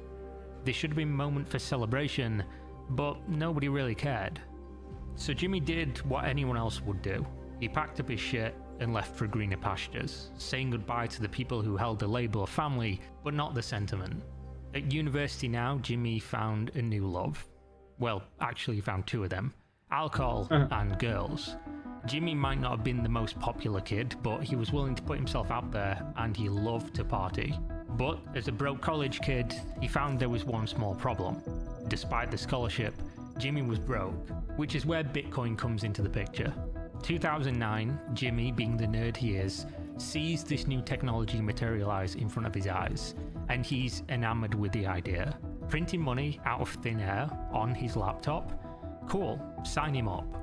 Jimmy was one of the earliest adopters, mining a bunch of this new digital gold, but like most other early adopters in Bitcoin, he lost interest when they proved to be ultimately worthless. Right up until when they were no longer worthless, and Jimmy got the shock of his lifetime when he saw that they were over $30 each. He knew he had thousands of them sitting around somewhere, so he frantically searched his laptop, and like those people you see on the news who are digging through landfill sites for years, realized he'd misplaced them. He had no idea where they were lost. So you've got to imagine, just like that, you're broke, you hear you have tens of thousands, maybe even hundreds of thousands of dollars in Bitcoin, you get that surge of excitement, and then you realize that, no, they're gone, and now not only are you broke, but you're broke and sad about what could have been. It was right there. You made the right decisions up until the point you didn't. So with that being the case, being right in the beginning and wrong when he doubted Bitcoin, he decided to get back into the Bitcoin community. And he was talking about some interesting things even all the way back in 2011 on the Bitcoin Talk forum. One of his very first posts is discussing an article that talks about the Silk Road marketplace and how law enforcement was using statistical analysis to track illegal transactions using Bitcoin. So it's important to add a little bit of context here, as Jimmy was about to go down his own rabbit hole, and you'll need to know some details to follow him there. Back in 2011, when this was posted on the Bitcoin Talk forum, the majority of people on the planet had no idea what these words mean. Bitcoin, Silk Road, cryptocurrency, they're meaningless. Of the people who did know about any of them, there was a prevailing sentiment that Bitcoin was some sort of money black hole, money laundering, criminal currency. People sincerely believed it was impossible to track, like magic basically. Add in the Silk Road, a marketplace hosted on the darknet that was started by a guy who called himself Dread Pirate Roberts, and you have a reality that's stranger than fiction for normal people hearing any of these concepts for the very first time. Try to explain to a normal person in 2011 people using magic internet money on some version of the internet that's deep and dark to buy drugs from a person called Dread Pirate Roberts. They're probably going to look at you like you're insane, because if you did know this stuff back then, it was insane. But for people like Jimmy, the ones in the technical trenches, knowing that Bitcoin was technologically traceable, even more so than any other form of currency, this was all very silly, which is why you can also see Jimmy talking about mixing Bitcoin using the then most popular Bitcoin exchange website, Mt. Gox. Mixing refers to making your Bitcoin untraceable by breaking the on-chain link between wallets. To give a simple example, let's say I have one Bitcoin in the wallet and I send it to your wallet. Anybody in the world can then see that on-chain transaction from my wallet to yours. But if an exchange has a wallet with loads of Bitcoin going in and out, I send my Bitcoin there, it gets mixed with a bunch of other stuff, a brand new wallet with no transaction history is made, and then withdraws that Bitcoin from the exchange. There's no way to see any link through on-chain data. The caveat here is that the exchange will have a record of which wallet sent in the Bitcoin and which wallet it went to. But if you were just to simply use a fake name and address, and the exchange didn't Paying tuition abroad this semester? We've got savings just for you. Visit one of our 19 locations. Cooperate with law enforcement, your transaction becomes a ghost. Do this multiple times using multiple exchanges, multiple wallets, or mixing programs, and you're well on your way to hiding Bitcoin from any prying eyes. There are caveats to this, but we'll go over them a little bit later. The question then becomes, why? Why would you want to do this? And the simple answer is usually crime. It's almost always crime. For Jimmy to be discussing this at the time, however, was more than likely for him a curiosity and technical interest. For now, anyway. I'm now going to assume you know what the Silk Road was, but if not, there's tons of videos on my channel about it, going into every minor detail and retelling some of the most insane and interesting stories from that legendary time in internet history. But for a brief overview, it was an anonymous website hosted on the darknet that existed to facilitate the buying and selling of illegal substances using Bitcoin as the primary currency. Jimmy, who had been earning money by contributing to the Bitcoin ecosystem by running gambling websites he'd created, mining Bitcoin, and more, was spending wild sums of cash partying all the time. Some of that partying, of course, involved substances purchased from the Silk Road, which he'd also taken a great interest in regarding how it worked on a technical level. The Silk Road was a merger of all the things he was interested in. But in around September of 2012, Jimmy discovered that the Silk Road, created by a clear novice developer, had a critical flaw in their withdrawal process. Jimmy tried to withdraw some of the Bitcoin he had in escrow on the website, and realized that the withdrawal had processed twice, doubling the Bitcoin he'd requested. On September 19th, Jimmy tried it out again, this time with a 500 Bitcoin deposit, which sounds insane by today's standards, but back then wasn't a crazy sum of money, and that resulted in 3,500 Bitcoin received. He was essentially doing an infinite money glitch in a video game, but with a drug lord's money. a drug lord who would later go on to hire hitmen to have employees and enemies alike murdered, or at least that was the plan, but that's a different story. Jimmy, the nerdy kid who'd been bullied his whole life, was now stealing from the notorious Dread Pirate Roberts, but not just a few $100s, but tens of thousands, hundreds of thousands of dollars at a time. And the funny part is, he was talking about it publicly as well. On September 21st, he posted to Bitcoin Talk forums discussing his interest in tracking the Silk Road Bitcoin wallets, where the money was being moved to, when it was being moved, how many Bitcoin was there.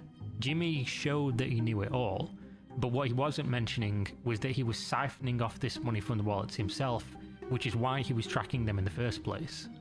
So to clear this up, this was a crime of opportunity. He didn't plan to do any of these things, at least not initially. He stumbled over the fact he could withdraw as much money as he wanted from these escrow wallets.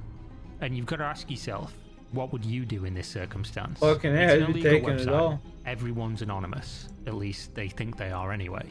You press a button, you double your money. Are you going to keep pressing the button? Where it became planned was when Jimmy created 9 additional accounts. Imagine that, you just walk away with like fucking 10,000 Bitcoin or some shit. You just put it in a wallet, save it for like 20, 30 years. You don't do any crime, don't do any partying, you play your cards smart. You walk away 10, 30 years, you're fucking multi-billionaire. Loaded them up with Bitcoin and continued to withdraw money that wasn't the Silk Roads, but was other users that they left in the website to purchase illegal substances. This guy had it all and he fucked it up. What we're going to call a hack had been noticed by Dread Pirate Roberts himself, who then contacted Jimmy on the Silk Road to ask him about it. Weirdly, he didn't threaten Jimmy, he didn't even ask for the Bitcoin to be returned, he just wanted to know how to fix the issue so that it wouldn't keep happening. This was a recurring theme if you follow the management of Silk Road. Ross Ulbricht, the man behind the mask, would often employ hackers, of which there were many, due to the fact he had no experience developing something like this. After all, it's simple for him.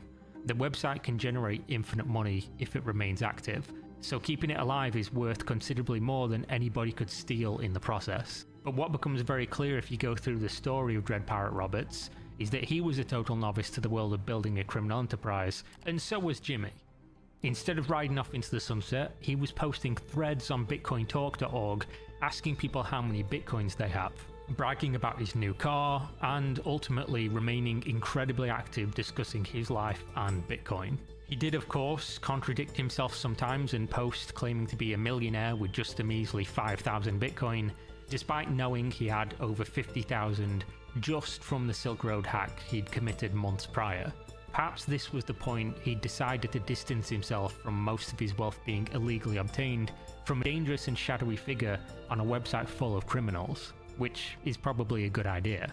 So Jimmy was trying to play it smart, and so far, he'd been successful. Yes, he had access to an insane number of stolen Bitcoin, but he'd also been accumulating legitimately made Bitcoin since 2011, and by 2014, what was once worth a few $100s each was now worth hundreds, thousands. Jimmy was a multimillionaire without touching the Silk Road coins. He was able to fund his party lifestyle, graduating from college, buying houses near campus, and making his earlier dreams come true. He used to be unpopular and poor, now he was rich, and this made him incredibly popular, which was at the core exactly what Jimmy had always wanted. He was out of control, he was throwing money around like it was going out of fashion, all drinks on Jimmy all the time, shopping trips for expensive brands on Jimmy, private jets across the country on Jimmy, mansion Airbnbs, yep, put that on Jimmy. And unsurprisingly, this meant that Jimmy was never short of friends, and of course girls. But the most interesting thing about Jimmy was going on without anybody's notice. You see, he wasn't content with being moderately wealthy, having a high-flying lifestyle. That was somewhat mundane for him. He wanted people to know exactly how rich he was, but of course without going to prison or having some crime lord coming after him, which is where Loaded comes into the picture. If we look at the timeline of Jimmy's Silk Road hack, we see that it all began in September of 2012, which is when Jimmy went from having a few thousand Bitcoin he earned himself to having tens of thousands that he stole from Dread Pirate Roberts.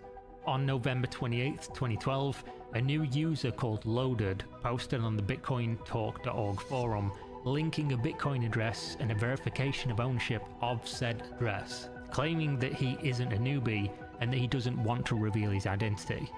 But he did want to reveal that this wallet alone had over 40,000 Bitcoin in it, with claims he was about to buy another 10,000 very soon. He goes on to post on this account a total of 135 times from November 28, 2012 to March 24, 2017, where he refers to himself as a whale, with his forum signature stating he's a Bitcoin multimillionaire, a broker, and an asset manager. He was none of those things. This was just Bitcoin Jimmy, using an alt to flex his ill-gotten gains. You've got to think, he had all the attention he could hope for in his real life. He was wealthy, he'd actually made it, but that's never enough, is it? Because there's always going to be something else.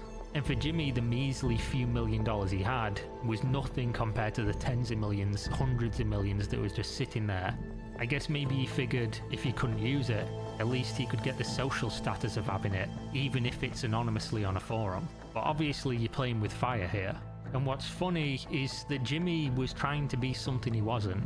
He wasn't a trader. He'd accumulated and built things for Bitcoin users and gambled.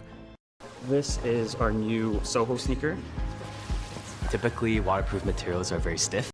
But he needed a way to LARP on that loaded account, some way he could pretend this was legit money, to make himself a big shot, because he obviously couldn't say, yeah, I've got all this Bitcoin, but I stole it from the Silk Road. Instead, he talked about his trading styles and claimed to be considerably more wealthy than he was, with one post claiming that this wallet was only a quarter of his current holdings, as well as claiming to be buying Bugattis and other such nonsense. And you might say, well, he had all this money, maybe he was buying Bugattis, why is it nonsense? And that's because despite Jimmy talking about this online, which was very silly, he was still somewhat a smart guy. Remember back to his posts in 2011, he knew Bitcoin was traceable. He knew these people on the forums could look into where this money had come from and see it came from a hack from the Silk Road. Good question. But that wasn't very likely to happen. Nobody was looking. But Jimmy knew the only things he could do with the Bitcoin were to move it around, break it into chunks and try to hide it effectively, and ultimately just wait. There was only one thing he couldn't do with the Bitcoin, and that was to spend any of it, not a single one. Jimmy knew that the moment he tried to convert this Bitcoin into a real-world currency, or to put it in an exchange that adheres to Know Your Client or KYC regulations, he would simply create a paper trail to his identity and probably in short order find himself in a federal prison. So instead of spending it, he simply role-played that he was spending it on this loaded forum account, pretending to be an ultra-wealthy asset manager, meanwhile being a somewhat wealthy young adult who was desperate to seek validation, acceptance, and adoration from his peers, even at the cost of a lie, or, in his real life, buying friendships. Whenever the price of Bitcoin moved, people on the Bitcoin Talk forum mentioned Loaded. They knew this guy was a big whale, and he talked about being a big whale. But then we get to a very interesting time in history, because Loaded as an account went completely quiet in May of 2013, which was just before the Silk Road was seized, Dread Pirate Roberts was arrested, and for the first time ever, Jimmy decided to mention Loaded, his alter ego, in a conversation on Bitcoin Talk forums. Users began discussing the successful FBI seizure of the domain and Silk Road funds. As soon as this happened, Loaded's wallet, which he had of course publicly disclosed to the Bitcoin Talk forum users, had begun moving his funds, which was very, very suspicious timing, and should have been an indicator for anyone with interest to look into where the funds had come from and why they were moving right now. But instead people speculated that it was time to panic. Maybe he was going to dump these Bitcoin on the market because the Silk Road's demise, which undoubtedly had helped Bitcoin go more mainstream, increasing its price substantially. With the news of the Silk Road going down and the American government having hundreds of thousands of Bitcoin that they could dump at any time, the market was going to be volatile anyway. People wasn't interested where the loaded Bitcoin had come from, they were just interested if he was going to dump them.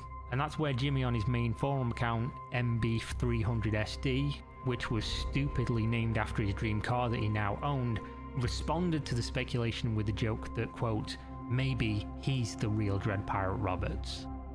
This all came to nothing, of course, and Loaded returned in November of 2013 when it seemed like the coast was clear, acting as if nothing had happened, but claiming to be holding close now to 200,000 Bitcoin.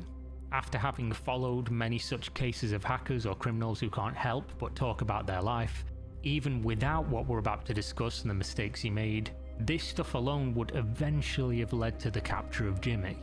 Posts on the loaded accounts such as, quote, still recovering from Miami on January 29th, 2014, with photo metadata scraped from social media, would have been compelling evidence to authorities looking for links to large Bitcoin accounts that we have established trace all the way back on-chain to the Silk Road hacks. After all, the US government had seized hundreds of thousands of Bitcoin, but was still dedicating substantial amounts of resources to tracking down anyone involved with a website. What made this even worse for Jimmy was that the hack was well documented by Dread Pirate Roberts himself in his very own diary, which the FBI had gained access to when they seized his laptop during the operation, where he had described being hacked and paying the hackers to help him fix the security vulnerability. But even without Jimmy making all these mistakes, everything was about to come to an abrupt end. Not due to the terrible operational security of LARPing on a Bitcoin forum to impress strangers, but to fund his real-world need for attention. What brought Jimmy to this situation was ultimately going to also be his downfall.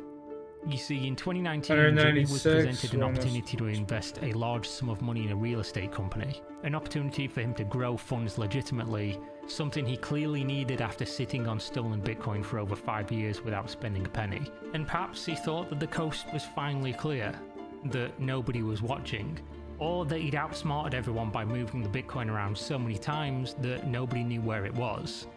But in March of 2019, Jimmy, somebody who is, let me remind you, incredibly intelligent, who had pulled off one of the biggest financial hacks in history with the current valuation being over $200 million, decided to call the local police department to report a robbery. Apparently somebody had broken into his house and stolen close to $400,000 of Jimmy's money. And despite sitting on over $200 million, and clearly not wanting for anything, still having his own money as well, he decided to report the theft of that money to the police. Because for whatever reason, in Jimmy's head, having over $400,000 in cash just sitting around in your house randomly while you're on vacation would not trigger any alarm bells with the IRS or federal agencies. Brother. Oh my god.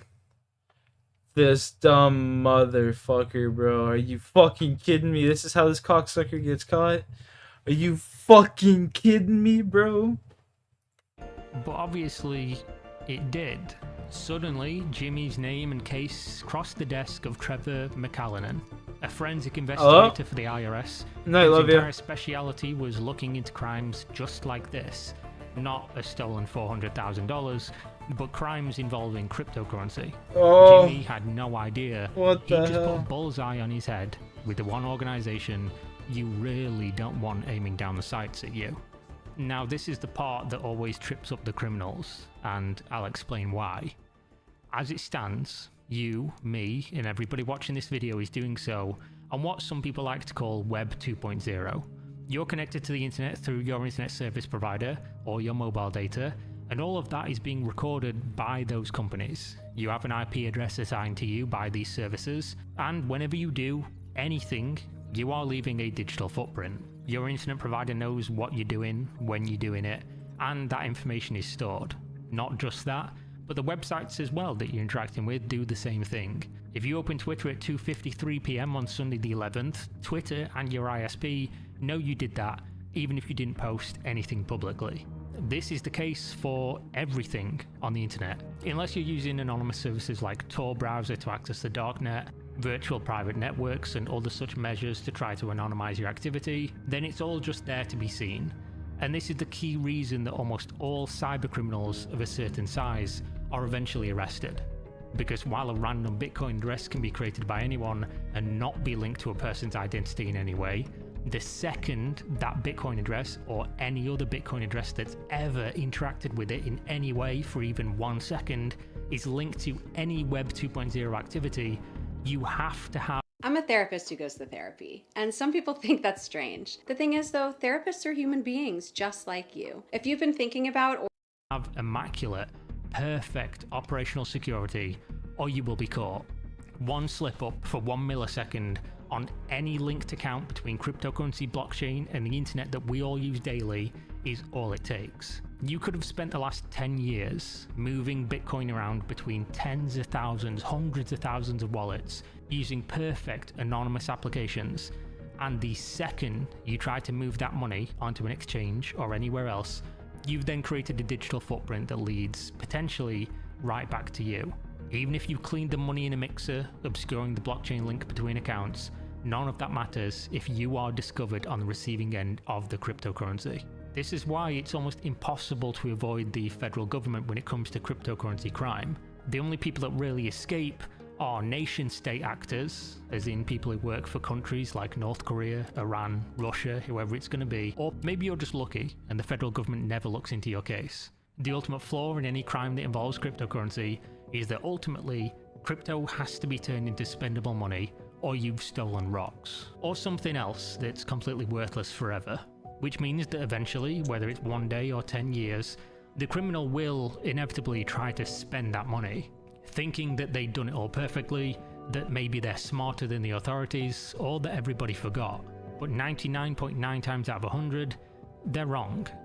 And this is exactly where Jimmy found himself, making a singular mistake with the on-chain transactions, with the hundreds of transfers of the stolen Bitcoin, the mixing, the obfuscation, and the attempt to hide it all. It was all undone when he reused a wallet that had a small connection to his other legit funds. The order of events goes like this. Jimmy reported the stolen money to the police. The IRS start to investigate him, not because of any idea he'd stolen money or was connected to the Silk Road hack, but because it was weird to have so much cash laying around. They then subpoena his ISP to check and see why he's suddenly making large purchases like a new $1 million house, and then they see he's moving large sums of Bitcoin around. At that point, they know something's wrong, and they begin a year-long investigation into his every move, with Jimmy having no idea that he's under a microscope. That single mistake of that one transaction with a wallet that was attached to both the legit funds and the hacked funds was then used to track him back to the initial Silk Road hack that he had spent almost a decade trying to hide. Almost 10 years of work on what could have been considered a perfect crime, undone in 1 second, carelessly and easy to overlook. Except for the IRS, who make this their job to miss nothing when it comes to money. And what's even funnier is that Jimmy was so oblivious to what was going on that during this year-long investigation, the police actually came to his house under the guise of continuing the search for the thief that stole his $400,000. They wore body cams, were invited inside his home, and walked around tapping on the floors and walls trying to scout out hidden compartments. He told them about filling briefcases with millions of dollars in cash to impress girls, showed them his extensive CCTV and security systems, and even logged into his Bitcoin wallet right in front of their eyes, showing them over $80 million. He just couldn't help himself. He needed people to know he was wealthy. And Jimmy, the intelligent guy who'd become a multimillionaire legitimately, as well as stolen from the notorious darknet drug kingpin, was helping them to investigate him, giving them everything they needed to know that they were on the right track. Which is why it was inevitable that on November 9th, 2021, his home was raided, with some of the same agents there to speak with Jimmy and serve him the warrants. What they discovered was beyond their wildest expectations. There were dozens of hiding places around the house, with physical Bitcoins stashed here and there, hard drives everywhere, stacks of cash in a floor safe, and most importantly, a small computer hidden inside a Cheetos popcorn can in the bathroom closet. In total, they found 50,676 Bitcoin in Jimmy's house. At the time, this was valued at $3.4 billion. Jimmy, of course, had his day in court, where he was sentenced to just 1 year and 1 day in federal prison, which was handed down in April 2023, over a decade after the theft, and meaning that Jimmy is now once again a free man, though of course missing all the wealth he'd accumulated in the past decade. Bro. And that's the story of Bitcoin Jimmy. What the successful fuck? heist of This dumb cocksucker literally snitched himself out, bro. Dude, if I had... Oh my god, man. Like, how the fuck can people be so dumb? If I had all that money, bro, I would just be doing the same shit I'm doing now, but I'd just be chilling, you know what I mean? Like, I wouldn't be going buying no fancy fucking nothing. I'd move to a different country, Have some killer ass internet. Have a regular ass house. Like, that's it. That's it. Like, what the fuck? Bro, give me fucking 10 mil, bro. I swear to God. Dumb and smart, bro. He just so desperately wanted someone to actually care about him. 3 billion, fuck, dude. That shit. I wonder what that's worth today, bro. That's just. Oh my God. What an idiot. What the fucking maran? Yo, what's up, Rajat? How are you doing, man? How's it hanging? Short shriveled into the left, homie.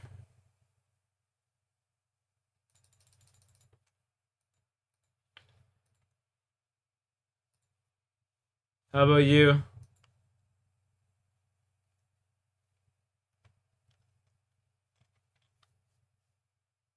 Tokes, eh? Fuck, I just ripped the toke, bud. What do you mean?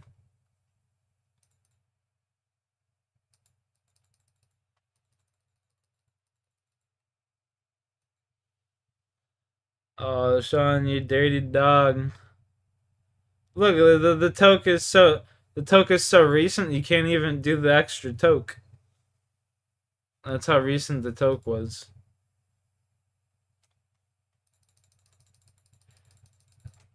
I swear to God. I'm fucking fried. I'm sitting here thinking to myself, like, God damn, this has got to be the stupidest shit in the whole game.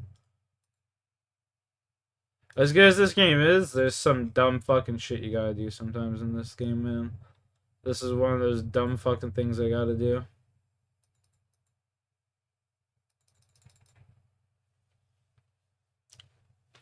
Bamboozle for the foozle. Let's check this bad boy. We almost got 250, baby. We close. So close.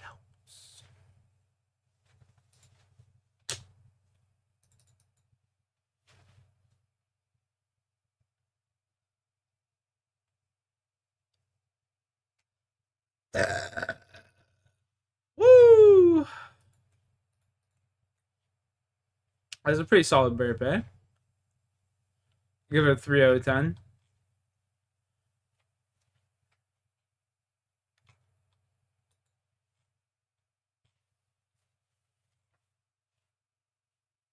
You trying Ascension again? Bro, honestly, I just can't. I can't play zombies for a long period of time anymore, bro. I think I gotta just throw the towel away on that. Zombies just, I don't know, but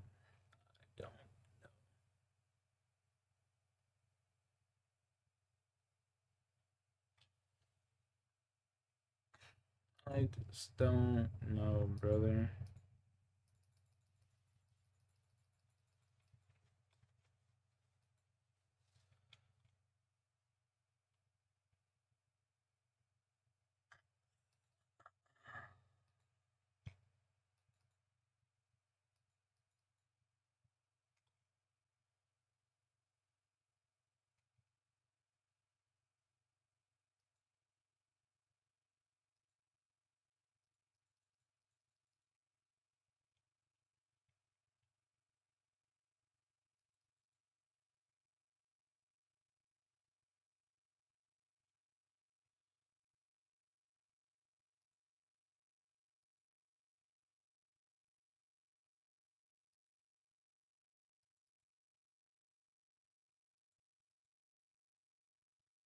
Fucking just sniping these fools, brother.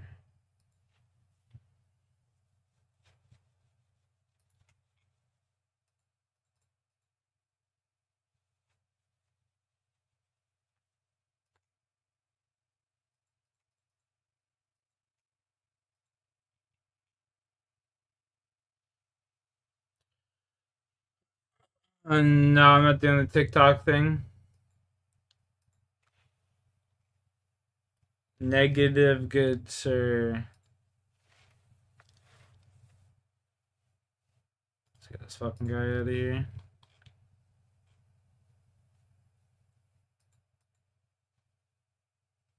You just been chilling? You just been chilling? What you been up to though, bro? You just been chilling. What else is like?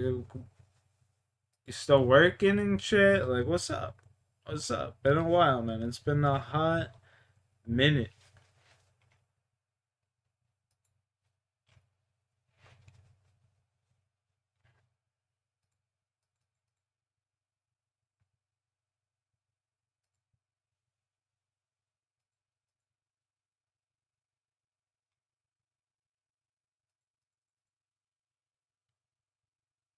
Unless I'm gonna drink a perk Canada. Perks changed me, brother. That radioactive sludge in those bottles there changed me. TikTok's awful, I'm not gonna lie. TikTok is awful. Rot your goddamn brain.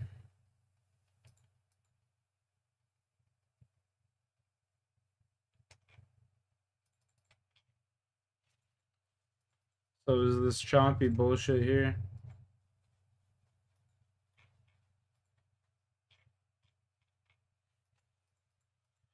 I need to kill 25 more.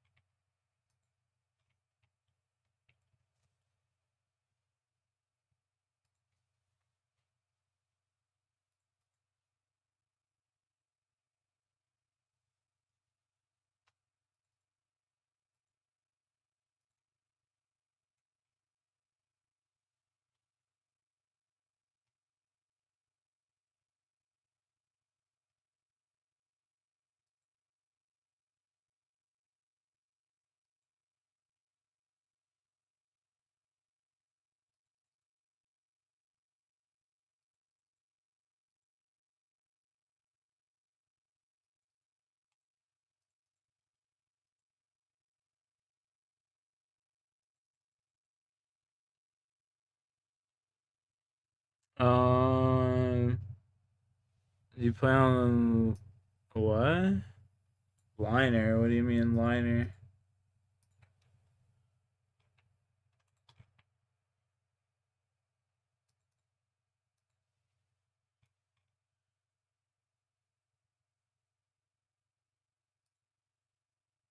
Linear. No, I don't play on linear. I play with custom controls, like custom setting.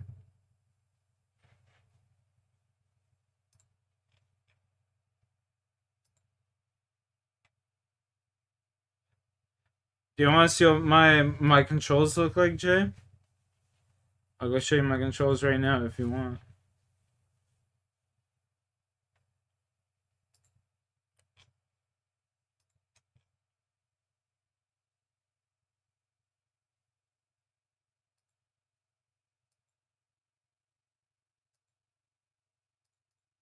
Kill this bitch. Let's go.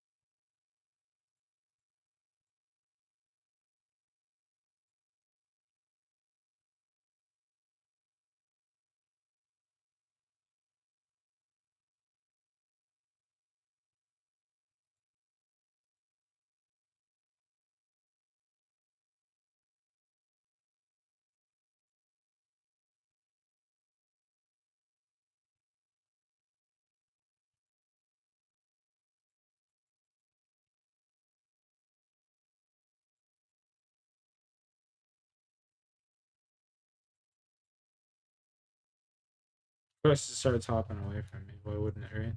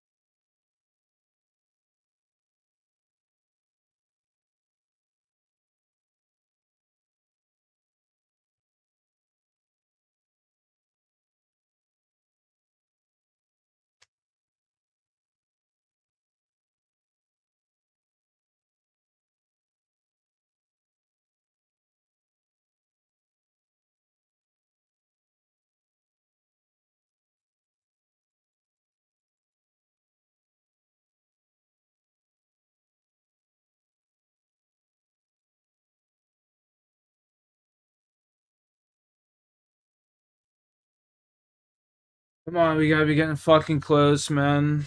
Oh my god, how many more? How many more fucking birds? 19, yo, Squirty. What's up, dude?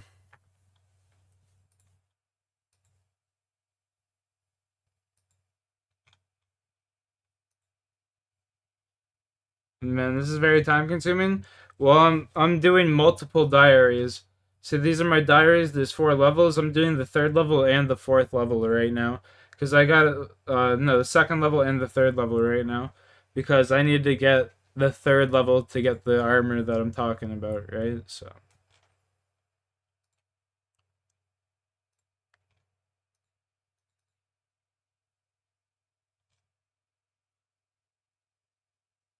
So, yeah.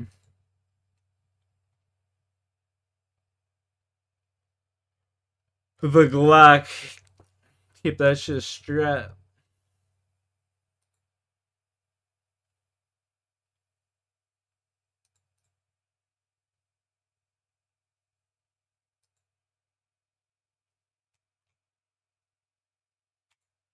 Ready to ride. 915 hum.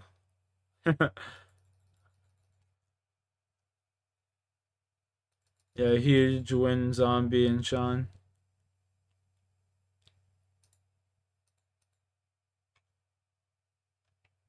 Bro, keep the birds coming like this. Oh my god. So many of them, I love it. How many more do we need? 14. Only 14 more, boys. Someone say hallelujah.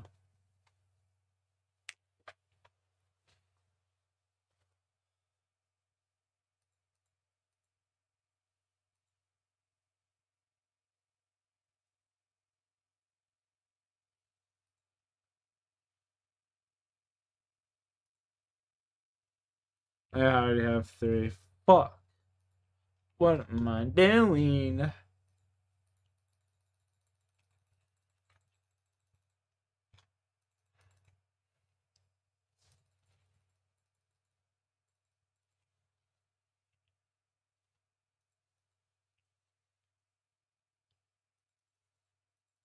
$13.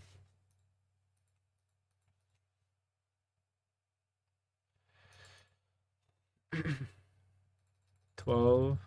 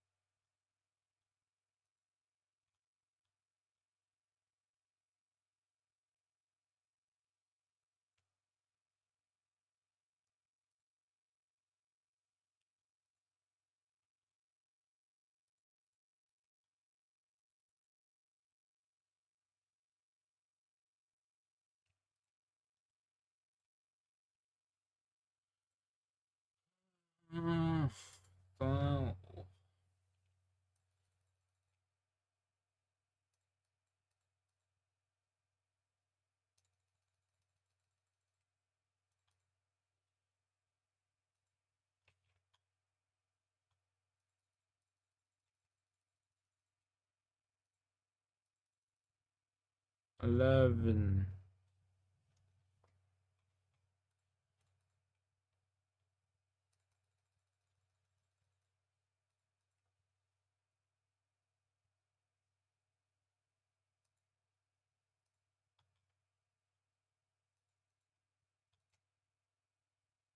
Ten.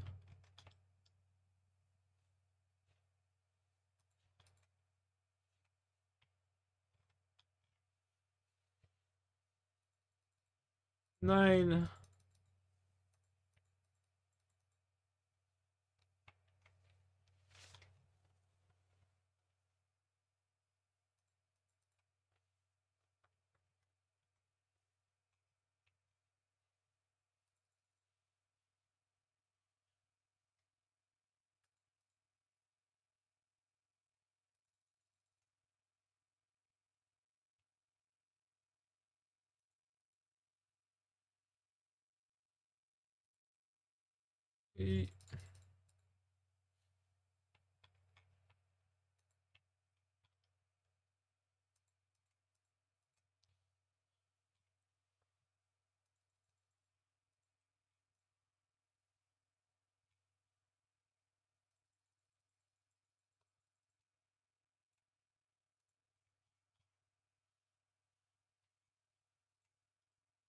How many? 7? Yeah, 7. Yeah, making sure.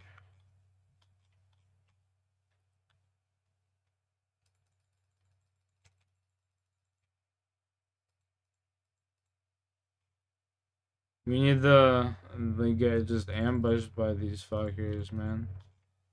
Just to get old ambushing of these chompies would be sick. Pull out like 3 or 4 at a time right here. By the way, 6.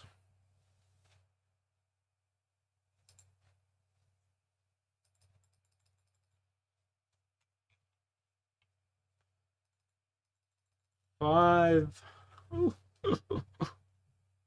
So close. So fucking close.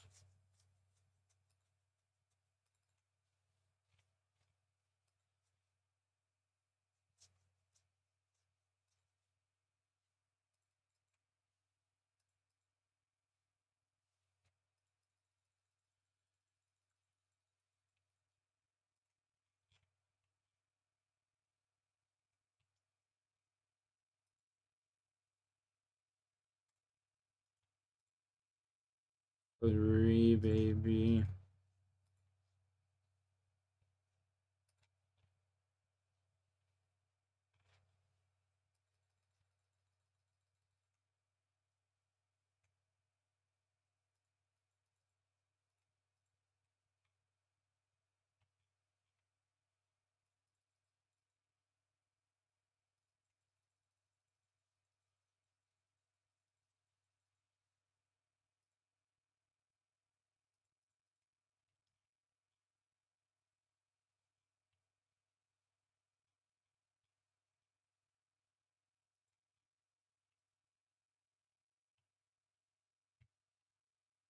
Let's go.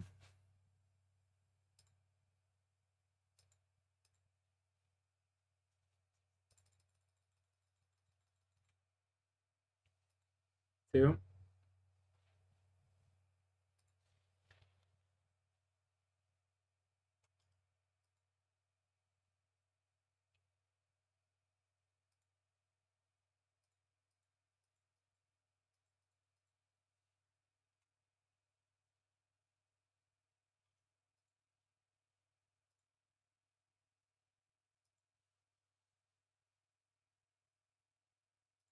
Oh my god, here we go, baby.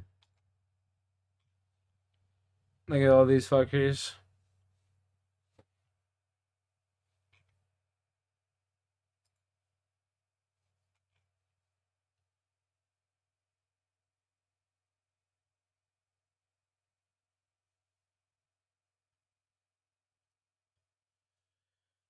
Ugh.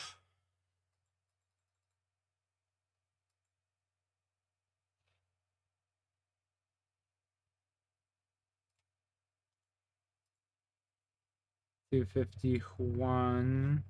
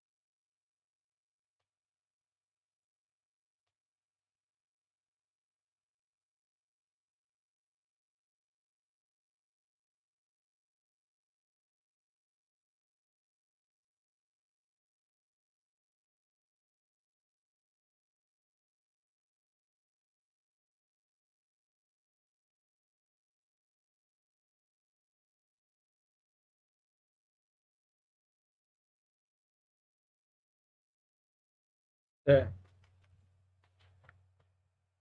Holy fuck. My god, let's go, dude. Woo.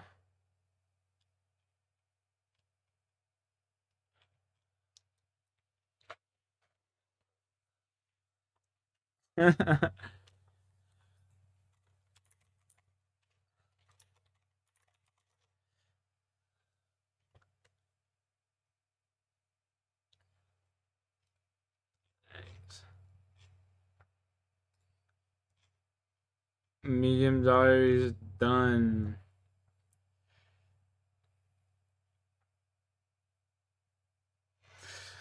No, just on to the hard diaries. I have to get.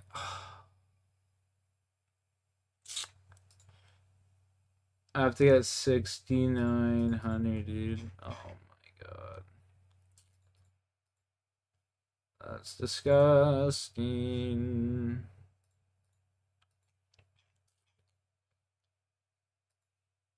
I need 9 levels in Hunter.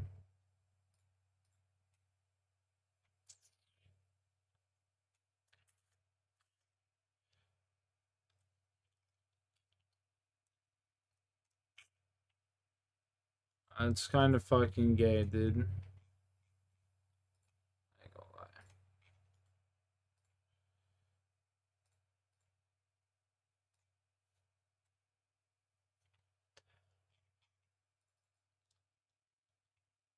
Can I just drop these?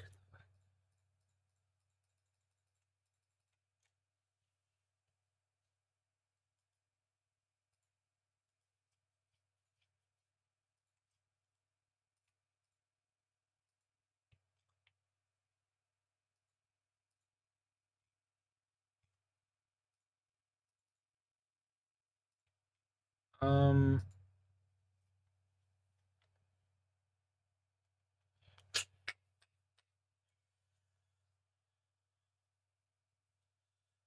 Hmm.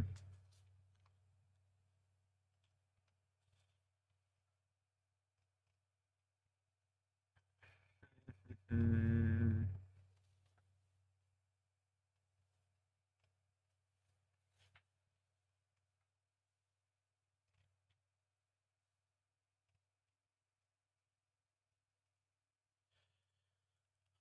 Hmm. What do we do here? Let's go like this, I guess. Western Diaries. Boom, boom. Where are we going? Okay, so we just go over here, hit this. Let's do this first.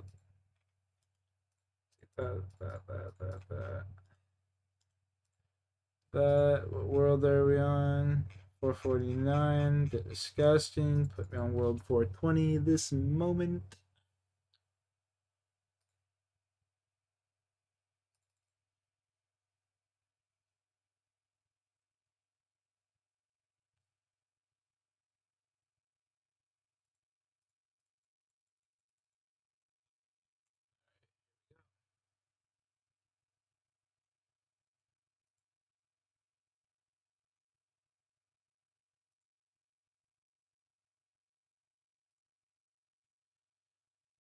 Medium diaries done.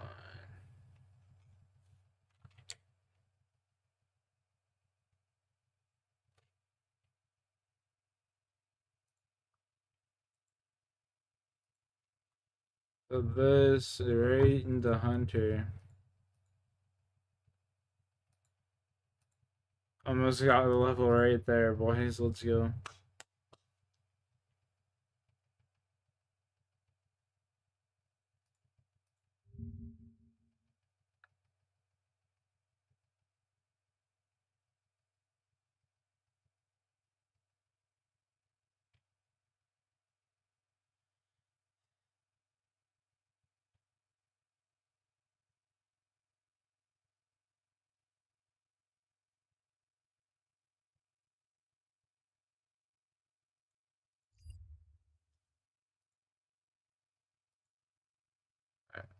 Well, now that's everyone. um.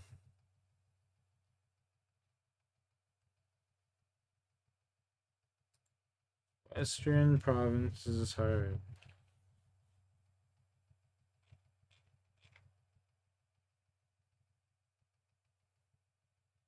Started morning's edge, okay.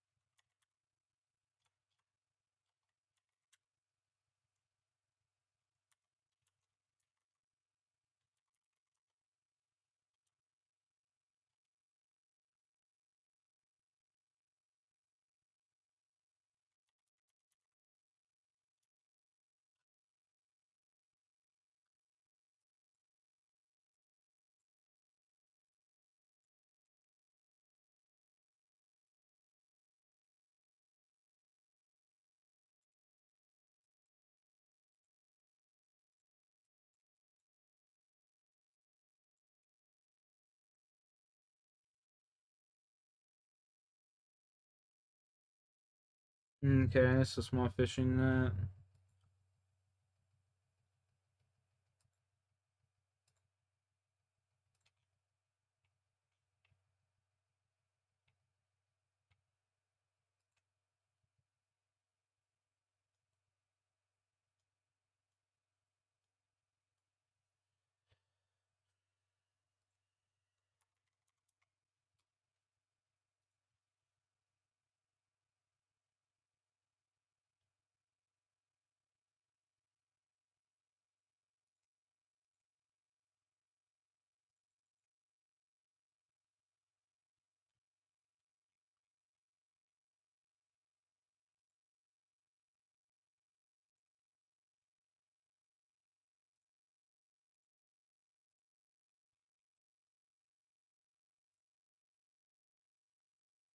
Do you think, Sean?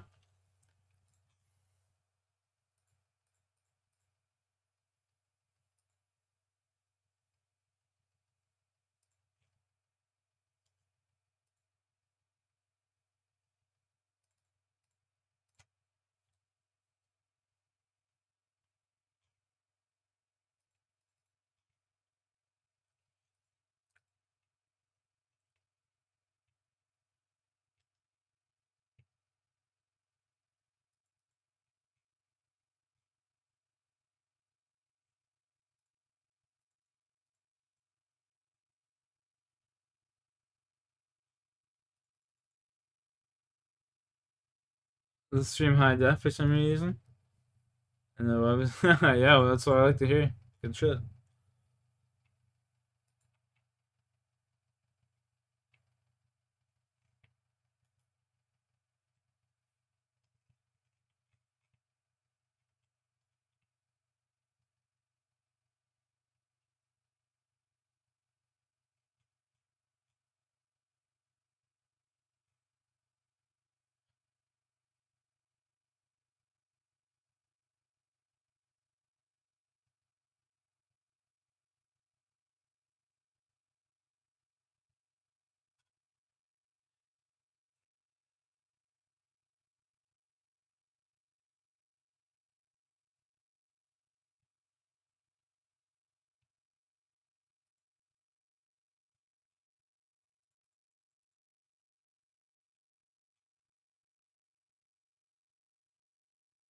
Papa Flavor. Yo, bro.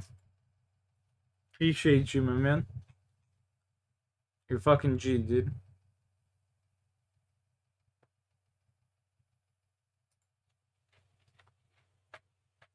Absolute fucking G.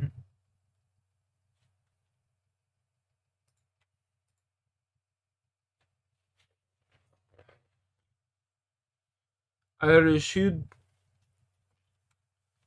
Irish hood, lad. Quality.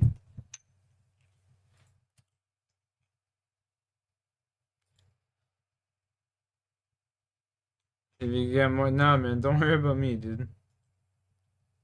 Don't worry about me, bro. Appreciate you.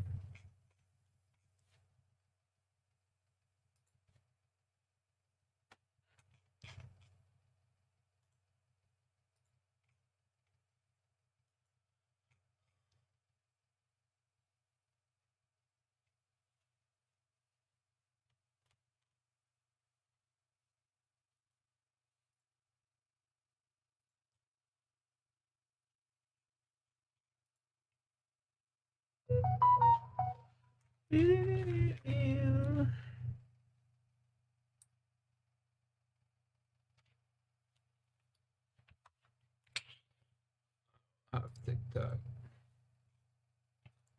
Orange banana.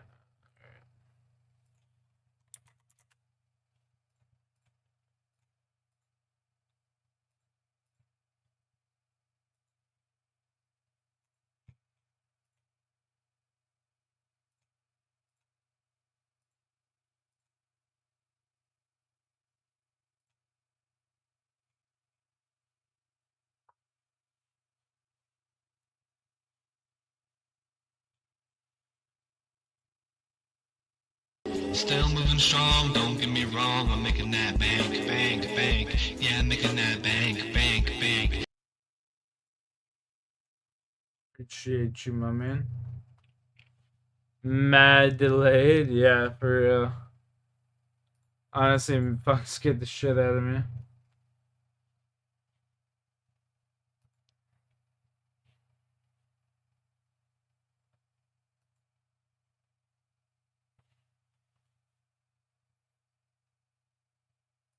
What am I doing? Why didn't I just pop one of these? I'm fucking retarded.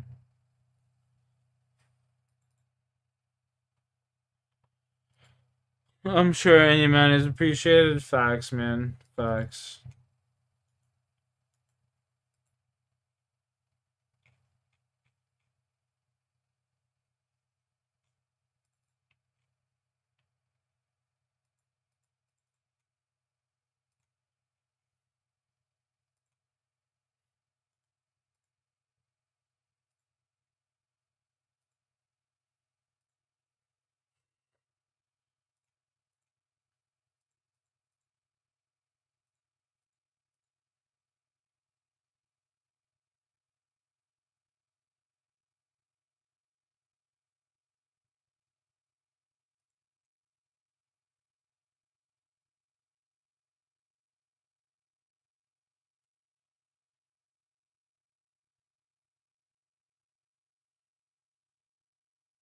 I have to get 300 kills, chat. It's not 250. It's 300 kills. I need another 50 more kills, man. Oh, that's heartbreaking. Fuck, man.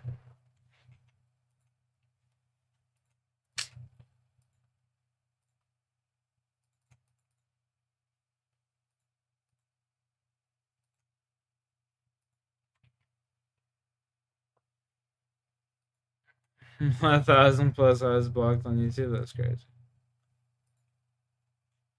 Doesn't even surprise me though.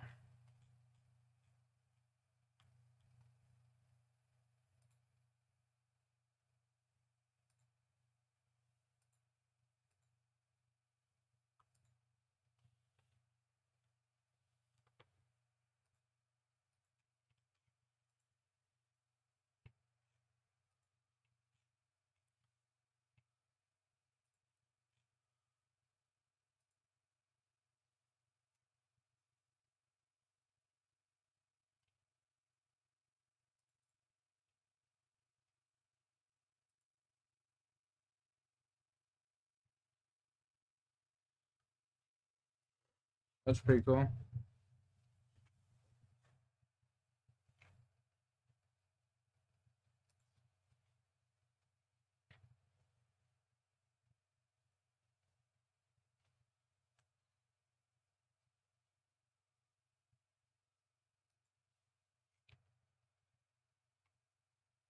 I gotta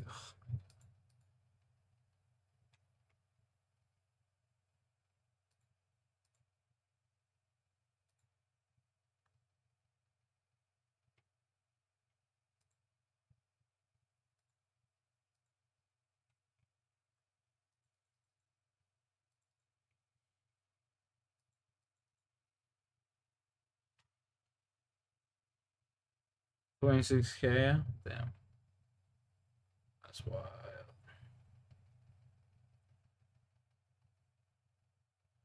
But wanted, yo, Brian, appreciate you, man.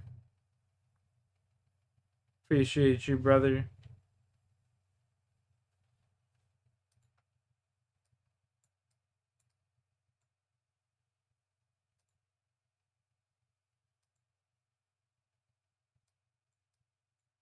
You a real one, homie.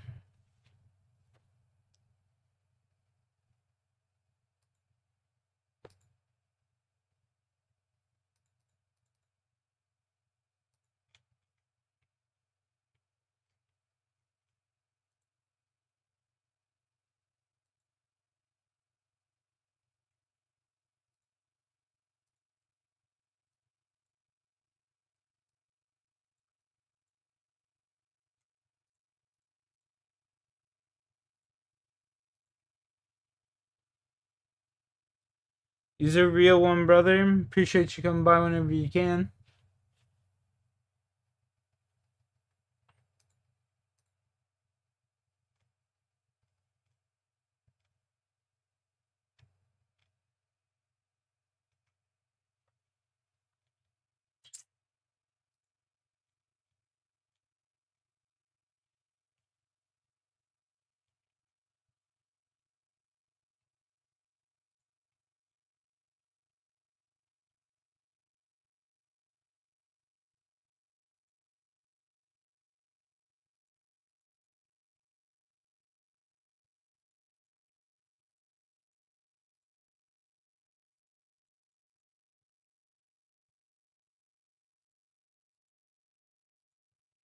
Oh no. Oh no, they caught me.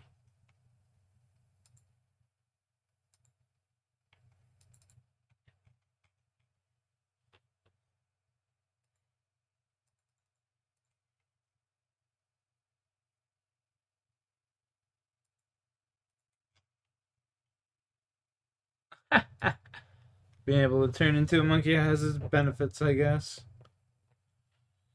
This will be one of them. God damn it. I guess I gotta wait till I'm in the clear next time.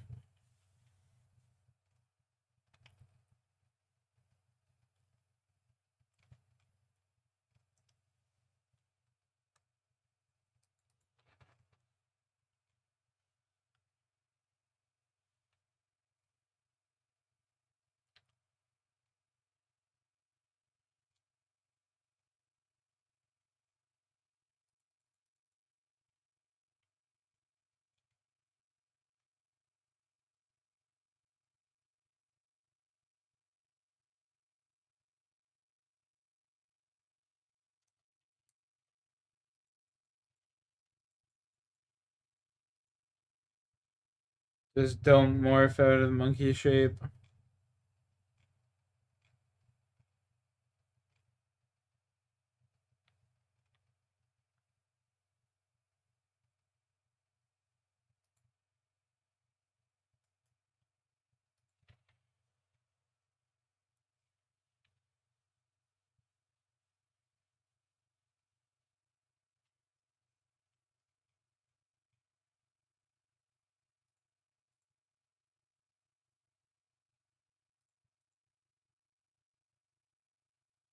Alright.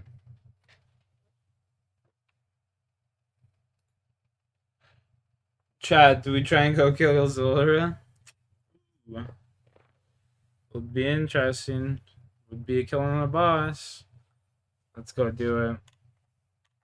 I think we try it for the one time, right? Might as well.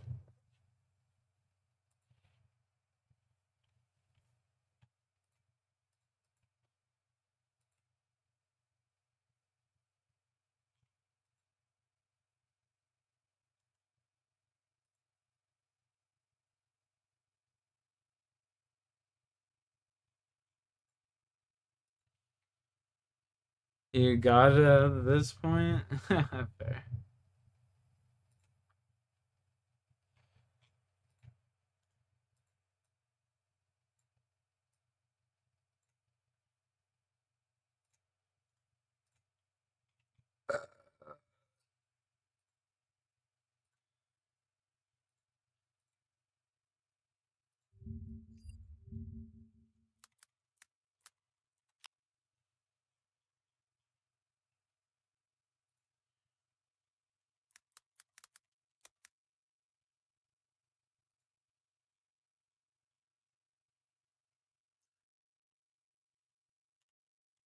Oh, this isn't looking too good.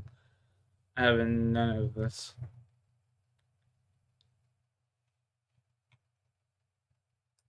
Ranged only.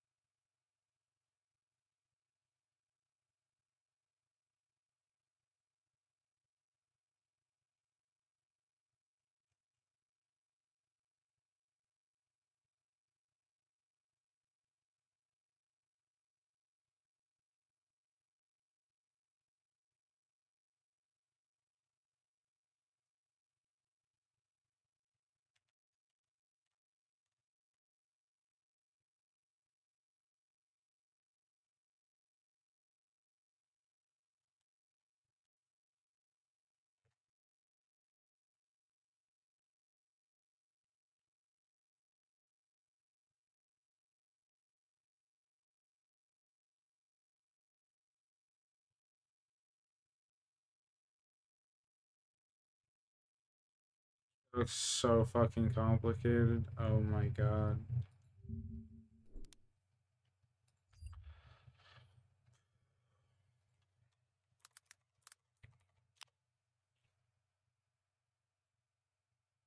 Solar Guide for Idiots. Let's go.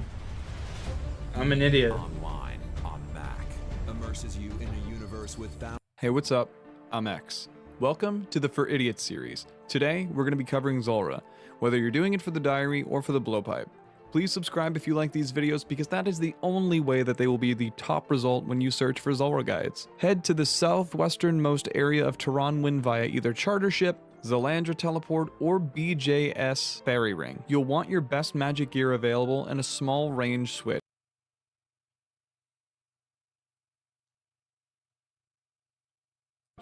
as well as an anti-venom or anti-poison or two. Maybe most importantly, you'll want 1 to 2 rings of recoil or a ring of suffering charged with rings of recoil. I've got 2. Yeah, we go back to this.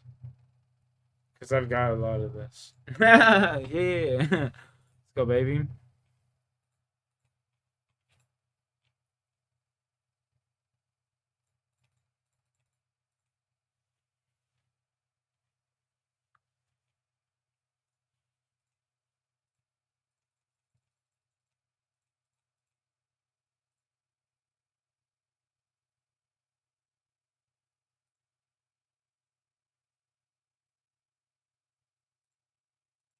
Oop.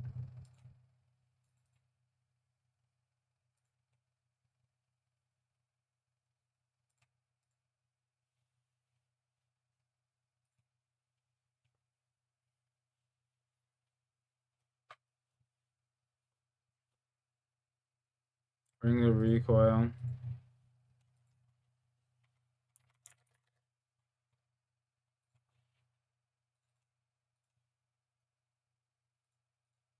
That's right. So get rid of the Sears ring. Plop that there.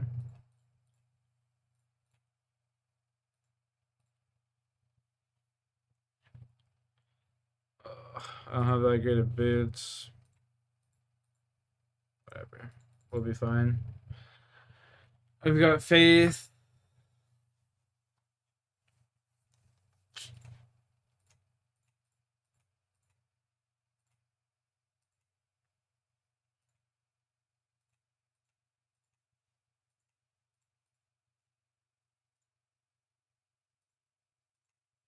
Um,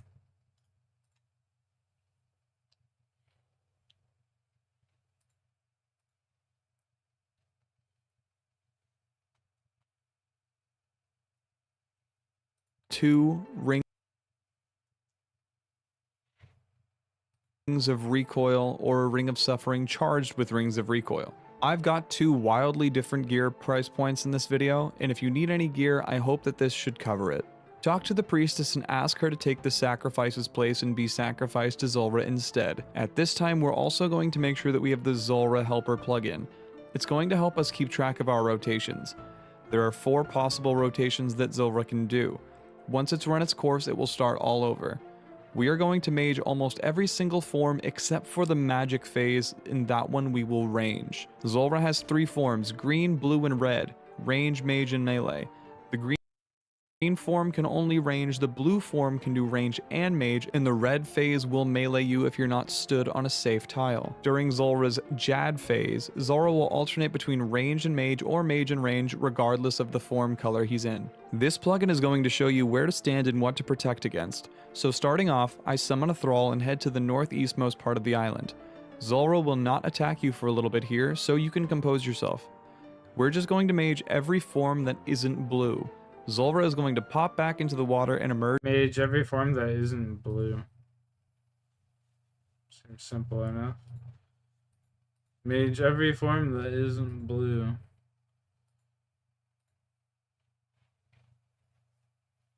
Let's go back to this guy's gear though, and watch this one more time.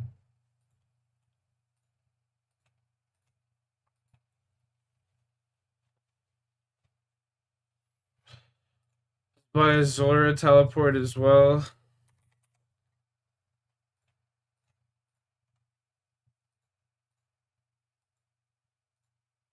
Put that down here in the bottom right. Alright, let's see. 3 prayer pots.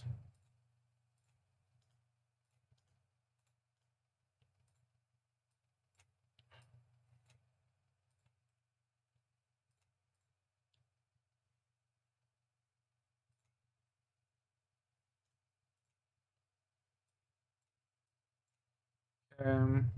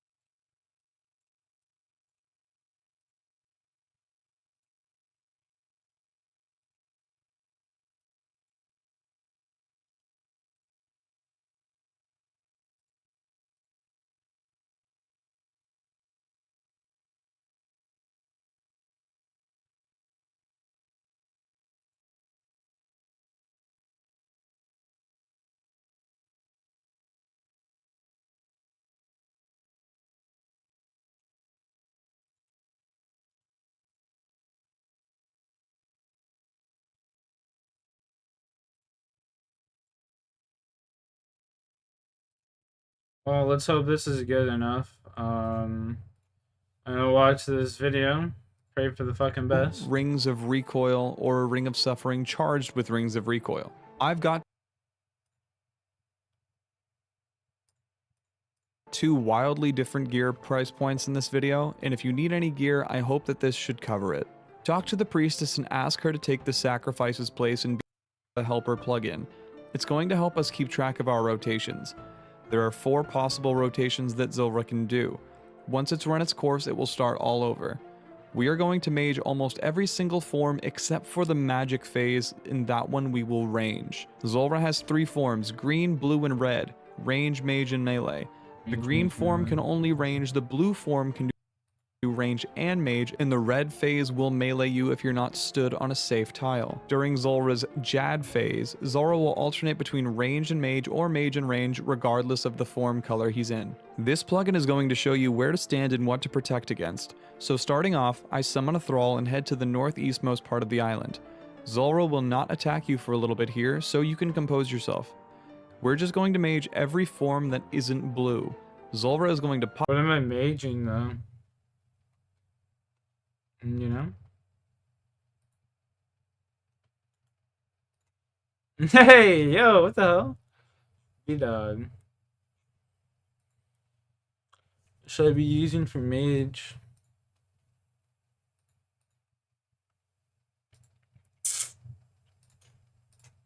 When in doubt, wiki it out.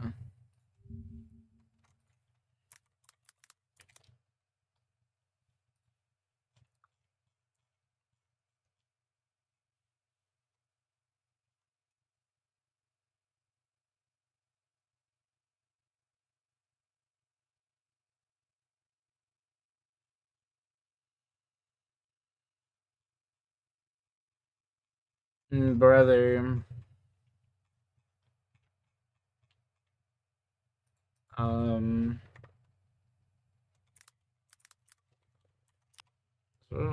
Zora. Weakness, 50% fire. Okay.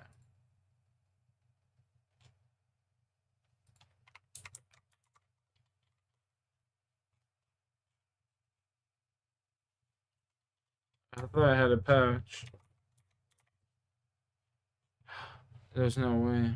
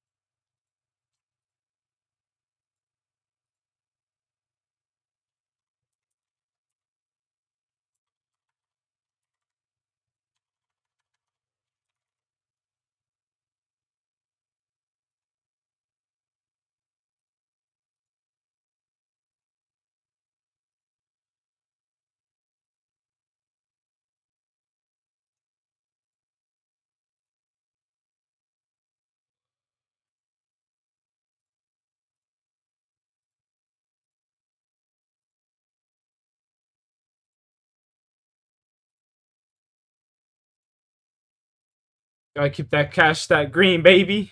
Gotta keep that biz green.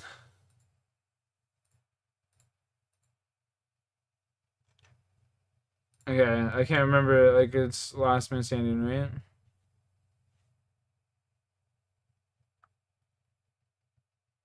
Oh, can it be used on a banker? Oh, then never mind. Interesting.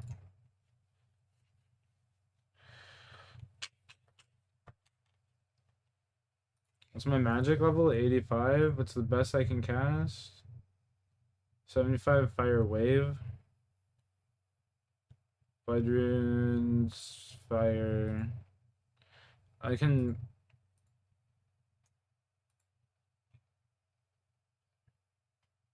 How many can I?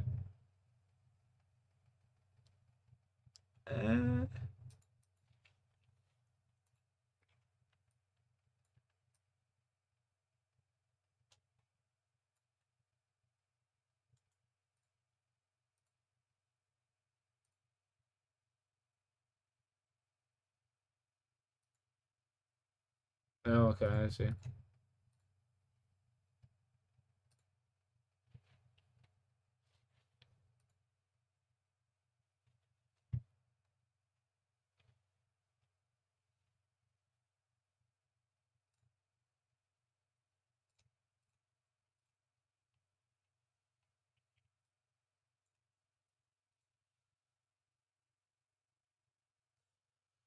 Well, chat, I don't know. Pray for me, man.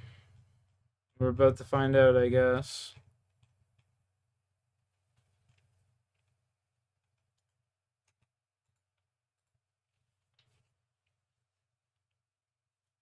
Pray for me.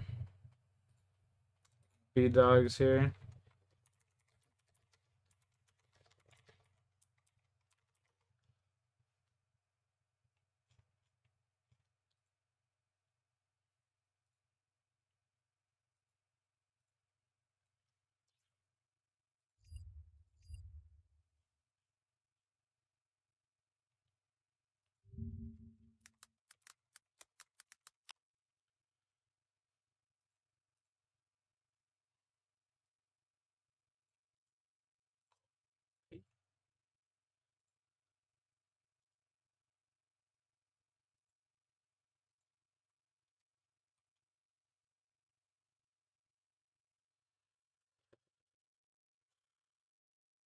Okay, so I gotta rewatch this video just to pop back in.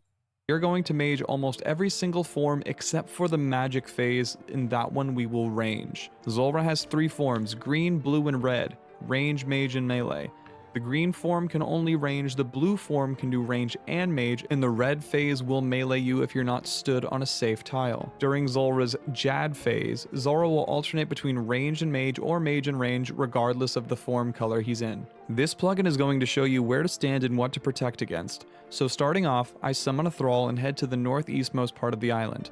Zulrah will not attack you for a little bit here, so you can compose yourself. We're just going to mage every form that isn't blue. Zulrah is going to pop back mage every form that isn't blue back into the water and emerge somewhere else or as a different color, sometimes both. When he does this, we're going to click our Zulrah helper to see what phase we're on and know what phase is coming next. click our Zulrah helper. So we know that the first phase is always the same. So here he goes down and he comes back up as red.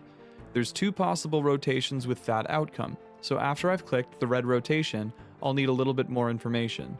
In this scenario, he comes up blue. There's only one phase where this could be. So for the rest of the kill, I'll be praying against the big colored circle and moving to the X's to attack. If the circle is half blue and half green, it'll alternate attacks starting with the attack on the left side of the circle. That's the whole fight.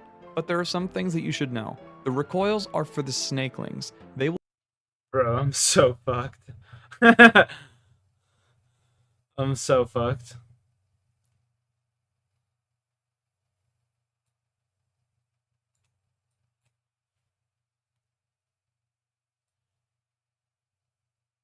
I'm so fucked here. He goes blue, you run to the other side, boom.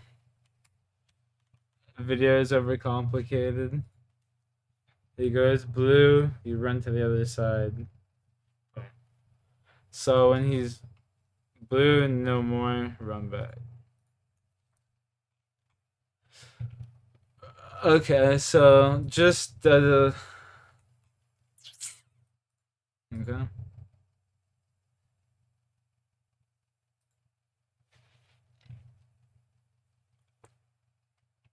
If he panics, just eat a little change.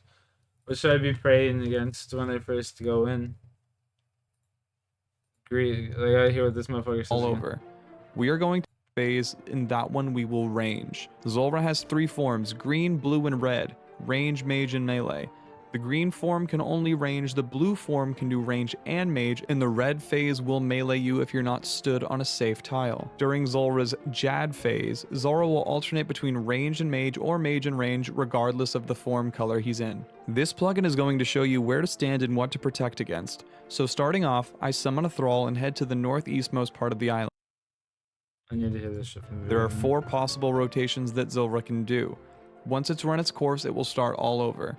We are going to mage almost every single form except for the magic phase. In that one we will range. Okay, magic's blue.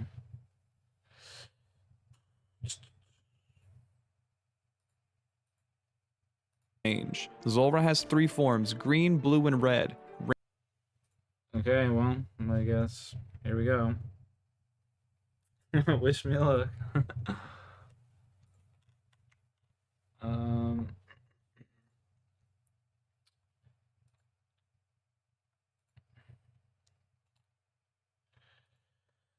Here we go.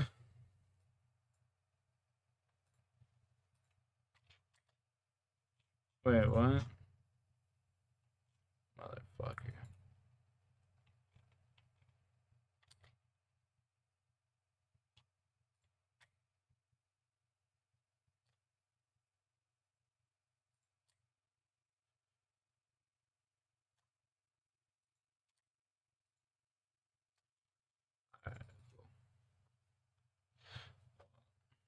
Here we go.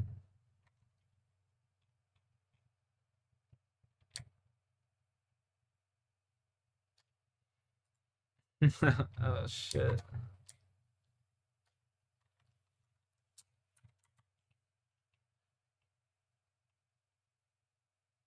Can I move?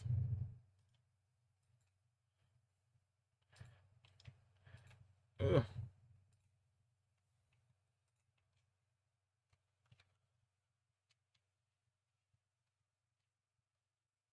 Maybe something like good RNG, brother.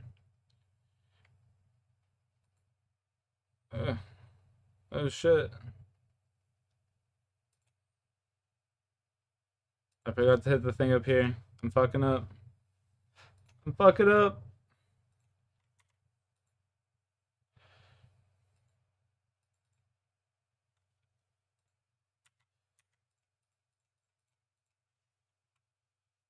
I'm fucking up.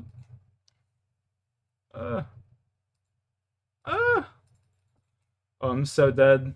I should have brought a teleport out. I'm such a noob. No, I gotta die.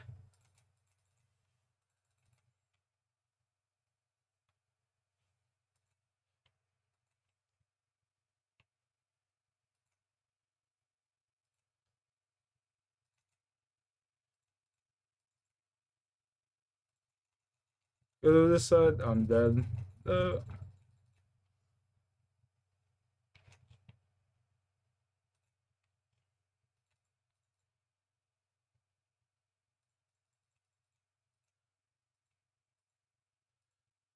I'm so dead. I'll just let it happen.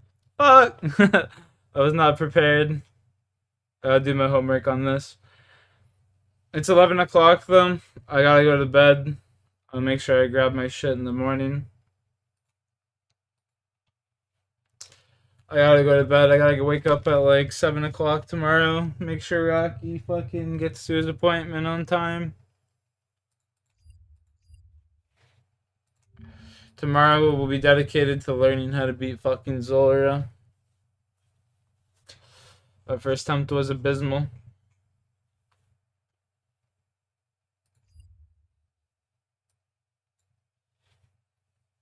Don't forget to pray before bed. I hear you, man. I hear you.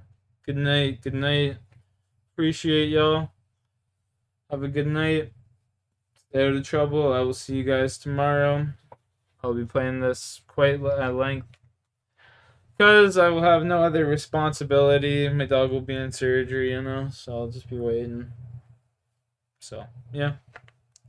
Peace. Thanks for watching, everyone.